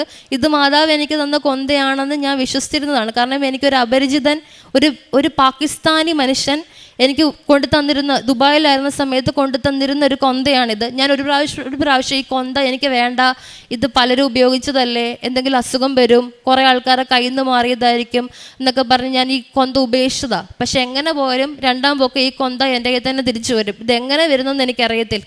അവസാനം ഞാൻ പാക്ക് ചെയ്ത് നാട്ടിൽ വരുമ്പോൾ വീണ്ടും ഈ കൊന്ത എൻ്റെ കയ്യിൽ, അങ്ങനെ കൊന്ത കൊണ്ടുവന്നതാണ്. അങ്ങനെ മാതാവ് തന്ന കൊന്തയാന്ന് പറഞ്ഞ് ഞാൻ ഈ സ്റ്റാച്ചുവിൽ ഈ മണിക്കൊന്ത ഇട്ടിരുന്നു. ഇതിൻ്റെ കുരിശ് ഒത്തിരി വലിയ കുരിശാണ്. മാതാവിൻ്റെ സ്റ്റാച്ചുവിൽ മാതാവിൻ്റെ കൈ വളരെ ചെറിയ കൈയാണ്. ഞാൻ വൈകിട്ട് കുർബാന കഴിഞ്ഞ് വന്ന് കിടന്നുറങ്ങാൻ കിടക്കുന്ന സമയത്ത് എനിക്ക് ഈ ഫോട്ടോ ചെക്ക് ചെയ്യാനൊരു ആത്മപ്രചോദനം ഉണ്ടായി. അങ്ങനെ ഞാൻ ചെക്ക് ചെയ്തിരുന്ന സമയത്ത് മാതാവിൻ്റെ കൈക്കുള്ളിൽ മാതാവ് ഈ കുരിശ് ഇങ്ങനെ പിടിച്ചിരിക്കുക. കുരിശ് ഒരിക്കലും ആ കൈയുടെ ഉള്ളിൽ കയറില്ല. എൻ്റെ കയ്യിൽ ഫോട്ടോ ഉണ്ട്. ഞാൻ 10-20 പ്രാവശ്യം വീണ്ടും ആ കുരിശ് അങ്ങനെ കൈക്കുള്ളിൽ കയറ്റാൻ പറ്റുമെന്ന് ട്രൈ ചെയ്തു. പക്ഷെ ഒരിക്കലും പോസിബിൾ അല്ല. ആ കുരിശ് മാതാവിൻ്റെ കൈയുടെ ഉള്ളിൽ കയറത്തില്ല. പക്ഷേ ഈ ഫോട്ടോയിൽ കാണുന്നത് മാതാവ് കുരിശ് ഇങ്ങനെ ഉയർത്തിപ്പിടിച്ച് നിൽക്കുവാണ്. മാതാവിൻ്റെ കണ്ണിന് ഭയങ്കര ജീവനുള്ളതുപോലെയാണ്. അങ്ങനെ മാതാവ് അതെൻ്റെ കയ്യിലുണ്ട്. അതേപോലെ മഴവിൽ തന്ന മാതാവ് എൻ്റെ ഉടമ്പടി സ്ഥിരീകരിച്ചിട്ടുണ്ട്. എനിക്ക് ഒരുപാട് പ്രാവശ്യം സുഗന്ധ അഭിഷേകം, അത് ഈ സ്പ്രേ കുപ്പിയൊക്കെ നിലത്ത് വീണ് പൊട്ടും. എൻ്റെ അപ്പുറത്തൊരു കുപ്പി പൊട്ടിയ എന്ത് സ്മെല്ല് വരും, അതേപോലെയാണ്. ഒരു പ്രാവശ്യമൊക്കെ ഞാൻ വീട്ടിൽ നിന്ന് ഇറങ്ങി പുറത്തു പോയി നിന്നിട്ടുണ്ട്. പെട്ടെന്ന് ടെൻഷനായി, ഇത്രയും സ്മെല്ല് എങ്ങനെയാണ് വരിക. അങ്ങനെ അനുഭവങ്ങൾ ഉണ്ടായിട്ടുണ്ട്. തിരിയിൽ എനിക്ക് മാതാവ് ഹൃദയം, അതുപോലെ തന്നെ സീഡ്, ഒരു വിത്തിൻ്റെ ഷേപ്പ്, ഒരുപാട് പ്രാവശ്യം പൂക്കളുടെ ഷേപ്പ്, അതുപോലെ ഓരോ നമ്പേഴ്സ്, ഇങ്ങനെ മിക്കവാറും കാണും. എല്ലാ എടുത്ത വീഡിയോയും ഫോട്ടോസും ആയിട്ട് ഞാൻ വെച്ചിട്ടുണ്ട്. ഇങ്ങനെ കാണാൻ പറ്റും. അതുപോലെ എൻ്റെ രണ്ടാമത്തെ സാക്ഷ്യം ഈ പരിശുദ്ധ കുർബാനയുടെ സാക്ഷ്യമാണ്. ജീവിക്കുന്ന ദൈവത്തെ കണ്ണിൽ കാണാൻ പറ്റുന്നതാണ് എൻ്റെ രണ്ടാമത്തെ സാക്ഷ്യം. ഒന്നാമത്തെ സാക്ഷ്യം എൻ്റെ ജോലിയാണ്. മൂന്നാമത്തത് ജോസഫ് അച്ഛനെ ഞാൻ ഇവിടെ കാണാൻ വേണ്ടി വന്ന സമയത്ത് എൻ്റെ നിയോഗം അച്ഛൻ്റെ കൊടുത്തത് എനിക്ക് ജോലിയില്ല എന്നുള്ള കാര്യം. ആ സമയത്ത് എൻ്റെ ഉള്ളിലൊരു നിയോഗം ഉണ്ടായിരുന്നു, എൻ്റെ അനിയത്തിയുടെ ജോലി. അവളില്ലാത്തത് കൊണ്ട് ഞാനത് എക്സ്പ്ലെയിൻ ചെയ്യുന്നില്ല. പക്ഷേ എൻ്റെ അനിയത്തിക്ക് അച്ഛനെ ഞാൻ കണ്ടതിൻ്റെ 2ാമത്തെ ദിവസം ജോലി കൊടുത്തു. അവൾ ദുബായിൽ ഇപ്പോൾ വർക്ക് ചെയ്തുകൊണ്ടിരിക്കുകയാണ്. ചെറുതും വലുതുമായിട്ട് ഒത്തിരി ഭൗതിക നന്മ വന്ന് ദൈവം അനുഗ്രഹിച്ചിട്ടുണ്ട്. പ്രേക്ഷിത പ്രവർത്തനങ്ങളായിട്ട് ഞാൻ ചെയ്യുന്നത്, അച്ഛൻ എപ്പോഴും പറയും, നമ്മൾ വിശേഷ വിദ്യയാൽ എന്ത് ചെയ്യുന്നു എന്നുള്ളതാണ് ദൈവം നോക്കുക. കാരണം നമ്മൾ ഈശോയുടെ ഒരു കാര്യം ചോദിക്കുമ്പോൾ ഈശോ ചോദിക്കും, ഇത് നിനക്ക് വേണ്ടി ഇത് നിനക്ക് ചെയ്തു തരേണ്ടതിന് നീ എന്ത് ചെയ്തു എന്നുള്ളത് ഈശോ ചോദിക്കും. അത് ഉറപ്പായിട്ടും ചോദിക്കും. അപ്പോൾ ഞാൻ ചെയ്യുന്നത്, ഓൾറെഡി നമ്മൾ ഈ കൃപാസനം പത്രം കൊടുക്കുമ്പം അതിലിഷ്ടം പോലെ, അത് വചനമാണല്ലോ നമ്മൾ പങ്കുവെക്കുന്നത്, ഈശോനെ പങ്കുവെക്കുക. പക്ഷെ അതിൽ എൻ്റെ കോൺട്രിബ്യൂഷൻ എന്താണെന്നുള്ളതല്ല. ഞാൻ ചെറിയ ചിറ്റ് പേപ്പേഴ്സ് ഉണ്ടാക്കും. അതിൽ ഞാൻ 2-3 വചനങ്ങൾ എഴുതും. ഞാൻ തന്നെ പ്രിപ്പയർ ചെയ്യും. ബൈബിൾ തുറന്ന് വെച്ച് 3 കെട്ടോ 4 കെട്ടോ ഉള്ള 54-60 പേപ്പറിലേക്കുള്ള വചനം ഞാൻ തന്നെ എഴുതി, ഞാൻ തന്നെ പിൻ ചെയ്യും. എന്നിട്ട് ഞാൻ ബസ് സ്റ്റാൻഡിലെ ഹോസ്പിറ്റലുകളെ, എന്നെ ഹോസ്പിറ്റലിൽ നിന്നൊക്കെ ഇറക്കി വിട്ടിട്ടുണ്ട്. സെക്യൂരിറ്റി ഒക്കെ പിടിച്ച് തന്നെ ഇറക്കി വിട്ടിട്ടുണ്ട്. ഇങ്ങനെ അവിടെ വെച്ചിട്ട് പോകുമോ അങ്ങനെ ഇങ്ങനെയൊക്കെ പറഞ്ഞിട്ട് 2 പ്രാവശ്യം ഇറക്കി വിട്ടിട്ടുണ്ട്. ബസ് സ്റ്റാൻഡിൽ കൊണ്ട് കൊടുക്കും. അതുപോലെ എനിക്ക് ആവശ്യം ഉള്ളവർക്കെന്നല്ലാതെ ആർക്കും ഞാൻ കൊടുക്കത്തില്ല. ഞാൻ ഈ പത്രങ്ങളെല്ലാം വചനം എഴുതി പ്രിപ്പയർ ചെയ്ത് വെച്ച് ആദ്യം ഉപ്പിട്ട് പ്രാർത്ഥിക്കും, വിശ്വാസ പ്രമാണം ചൊല്ലി പ്രാർത്ഥിക്കും. അർഹതയില്ലാത്ത ഒരാളുടെ കയ്യിൽ പോലും ഈ പത്രം കിട്ടല്ലേ എന്ന് പ്രാർത്ഥിച്ചിട്ടാണ് ഞാൻ കൊടുക്കുക. അതുപോലെ പ്രേക്ഷിത പ്രവർത്തനമായിട്ട് ചെല്ലുക. അച്ഛൻ്റെ ഡെയിലി ബ്രെഡിനെ പറ്റി മസ്റ്റായിട്ട് പറയണം. അതായത് അച്ഛനെ നമുക്ക് എല്ലാവർക്കും ഇവിടെ വന്ന് എപ്പോഴും വന്ന് കണ്ട് സംസാരിക്കാനോ പ്രാർത്ഥനാ നിയോഗം നമുക്ക് ചോദിക്കാനോ പറ്റത്തില്ല. അച്ഛൻ നമ്മുടെ കൂടെ ഇരുന്ന് പ്രാർത്ഥിക്കുന്ന ഒരു വലിയ അവസ്ഥയാണ് ഈ ഡെയിലി ബ്രെഡ്. ഞാൻ എപ്പോഴും ഓർക്കും, അച്ഛനെ നമുക്ക് നൽകിയ ദൈവത്തിന് ഭയങ്കര നന്ദി പറയണം. കാരണം നമുക്ക് ലൂർദിലും ഫാത്തിമയിലും ഒക്കെ ഉള്ള മാതാവിനെ അറിയത്തുള്ളൂ. എനിക്ക് ഉറപ്പുണ്ട് എത്രയും പെട്ടെന്ന് സഭ ഇത് അംഗീകരിക്കും, ഇത് വിശ്വാസ സത്യമായിട്ട് അംഗീകരിക്കും. അപ്പം നമ്മുടെ നാട്ടിൽ നമ്മുടെ അടുത്ത് മാതാവ് വന്നതിൻ്റെ മെയിൻ കാരണം ജോസഫ് അച്ഛൻ്റെ പ്രാർത്ഥനയും അച്ഛൻ്റെ പ്രവർത്തനവുമാണ്. അച്ഛനോട് എത്ര നന്ദി പറഞ്ഞാലും മതിയാവത്തില്ല. അപ്പം ഞാനിങ്ങനെ ചിലപ്പം ബൈബിൾ വചനങ്ങളെ പറ്റിയിട്ടായിരിക്കാം, അല്ലെങ്കിൽ എന്തെങ്കിലും ഒരു കാര്യത്തെപ്പറ്റി എന്തെങ്കിലും ഒരു കാര്യം ചിന്തിച്ചിങ്ങനെ രാത്രി കിടന്നുറങ്ങും. പിറ്റേ ദിവസത്തെ ഡെയിലി ബ്രെഡിൽ അച്ഛൻ ഈ കാര്യത്തെ പറ്റിയിട്ടായിരിക്കും സംസാരിക്കുക. സക്കേവൂസിൻ്റെ ഭവനത്തിൽ ഈശോ വന്നതിനെ പറ്റി, അല്ലെങ്കിൽ 2 ധൂർത്തപുത്രൻ്റെ ഉപമ പറഞ്ഞപ്പോൾ അച്ഛൻ പറഞ്ഞിട്ടുണ്ട്, മൂത്ത മകനെ പിതാവിന് ഒത്തിരി ഇഷ്ടമായിരുന്നു, എന്നിട്ടും ഇളയ മകനോട് എന്തുകൊണ്ട് ഇങ്ങനെ ചെയ്തു. ഇങ്ങനത്തെ കുറേ എനിക്കും സംശയങ്ങളൊക്കെ ഉണ്ടായിരുന്നു. അച്ഛൻ ഇതൊക്കെ എങ്ങനെ മനസ്സിലാക്കുന്നതെന്ന് എനിക്കറിയത്തില്ല. ഞാൻ ചിന്തിക്കും, പിറ്റേ ദിവസം അച്ഛനത് സംസാരിക്കും. പരിശുദ്ധാത്മാവ് വെളിപ്പെടുത്തുന്ന കാര്യങ്ങളാണ് ഇതൊക്കെ. അങ്ങനെ ഡെയിലി ബ്രെഡിൽ എൻ്റെ ആഗ്രഹങ്ങളൊക്കെ പറഞ്ഞ് ഞാൻ പ്രാർത്ഥിക്കാറുണ്ട്. ദൈവം സാധിച്ചു തരാറുണ്ട്. ഞാൻ ഈ ഡെയിലി ബ്രെഡ് ഡെയിലി ഷെയർ ചെയ്യും. അതോടൊപ്പം തന്നെ ഡെയിലി ഒരു വചനം വെച്ച് ഷെയർ ചെയ്യും. ഉടമ്പടി ധ്യാനം എല്ലാ ചൊവ്വാഴ്ചയും മാക്സിമം ഞാൻ ലൈവായിട്ട് കാണും. അപ്പം തന്നെ ഷെയർ ചെയ്യും. എനിക്കിപ്പോൾ 29 വയസ്സാണുള്ളത്.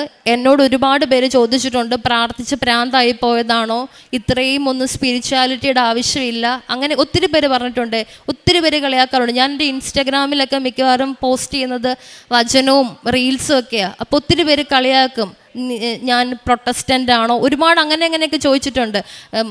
പക്ഷേ എനിക്ക് പറയാനുള്ളത്, ഇത് തന്നത് ദൈവമാണ്. നമ്മൾ ജീവിച്ചിരിക്കുന്ന സമയത്ത് ദൈവത്തെ മഹത്വപ്പെടുത്തിയാൽ മാത്രമേ ദൈവതിരുസന്നിധിയിൽ നമ്മൾ ചെല്ലുമ്പം ദൈവം നമ്മളെ മഹത്വപ്പെടുത്തത്തുള്ളൂ. നമ്മൾ ഈ ആയിരിക്കുന്ന എൻ്റെ ഈ ഏജാണ് ഞാൻ കാണുന്ന ഏറ്റവും ദി ബെസ്റ്റ് ടൈം ദൈവത്തെക്കുറിച്ച് മറ്റുള്ളവർക്ക് കൊടുക്കാൻ വേണ്ടിയിട്ട്. അത് ഞാൻ യൂസ് ചെയ്യുവാണ്. അതുപോലെ കാരുണ്യപ്രവർത്തികളായിട്ട് ഞാൻ ചെയ്യുന്നത്, ഞാൻ പൊതിച്ചോറ് വീട്ടിൽ നിന്ന് പ്രിപ്പയർ ചെയ്യത്തില്ല. കാരണം വീട്ടിൽ നിന്ന് പ്രിപ്പയർ ചെയ്താൽ പപ്പയുടെയൊക്കെ കോൺട്രിബ്യൂഷൻ അതിനകത്ത് വരുന്നതുകൊണ്ട് ഞാൻ ഇവരൊന്നും അറിയാതെ പോയി, എനിക്ക് തോന്നി ഈ കടയിലുള്ളവർക്ക് ഇന്ന് കച്ചവടം കുറവാണ്, അങ്ങനെയുള്ളൊരു സ്ഥലത്ത് പോയി പൈസ കൊടുത്ത് പൊതിച്ചോറ് മേടിച്ചിട്ട് ഞാനത് ലോട്ടറി വിൽക്കുന്ന ആൻറ്റിമാർക്ക്, അങ്കിളുമാർക്ക്, റോഡിൽ ആരും ഇല്ലാതെ ഇരിക്കുന്നവർക്ക് അങ്ങനെയൊക്കെ കൊണ്ടേ കൊടുക്കും.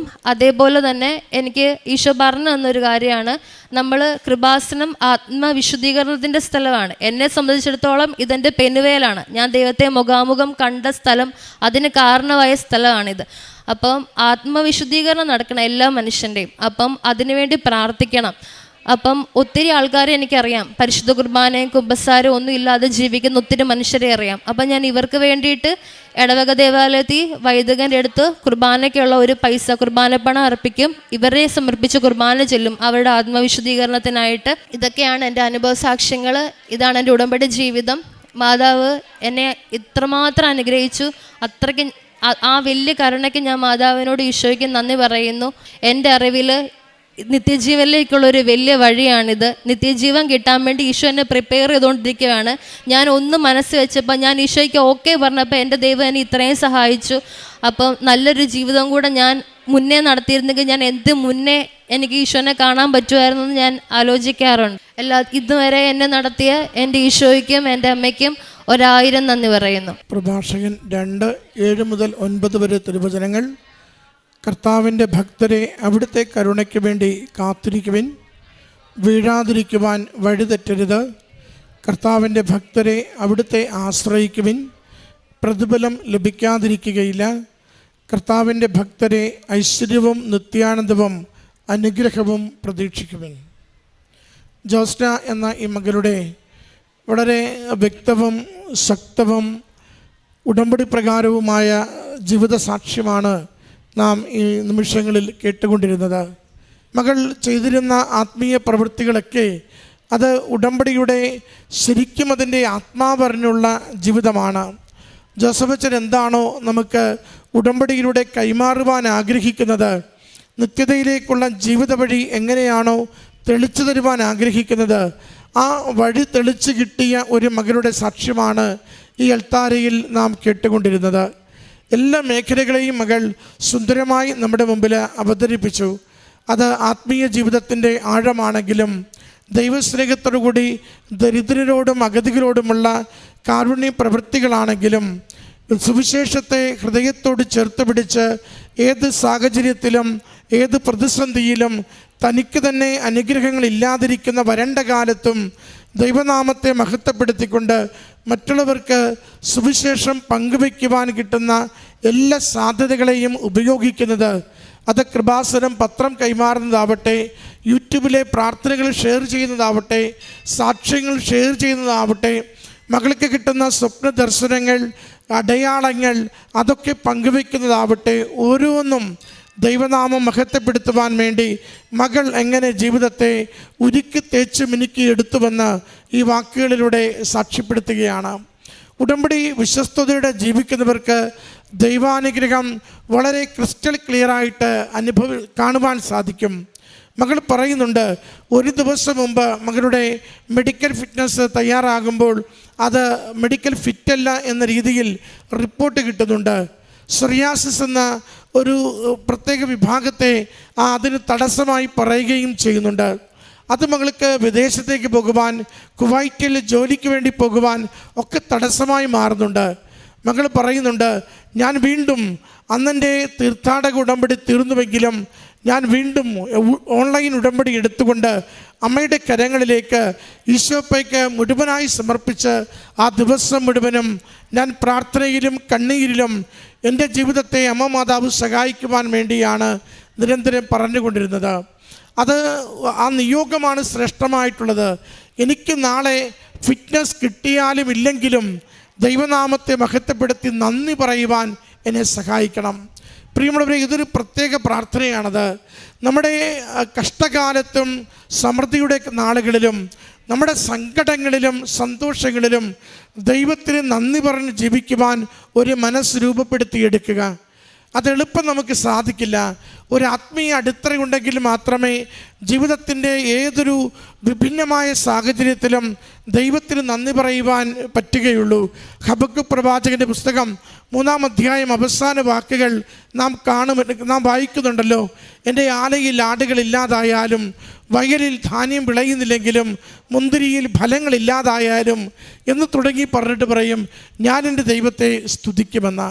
കാരണം എൻ്റെ ജീവിതത്തിന് ഇപ്പോഴുള്ള സാഹചര്യമല്ല, മറിച്ച് എനിക്ക് ദൈവം നൽകിയ ജീവശ്വാസമാണ് ദൈവത്തെ സ്നേഹിക്കുവാൻ, ദൈവത്തിന് നന്ദി പറയുവാൻ, ദൈവത്തിന് വേണ്ടി ജീവിക്കുവാൻ ഓരോ നിമിഷവും എന്നെ ശക്തിപ്പെടുത്തുന്നത്.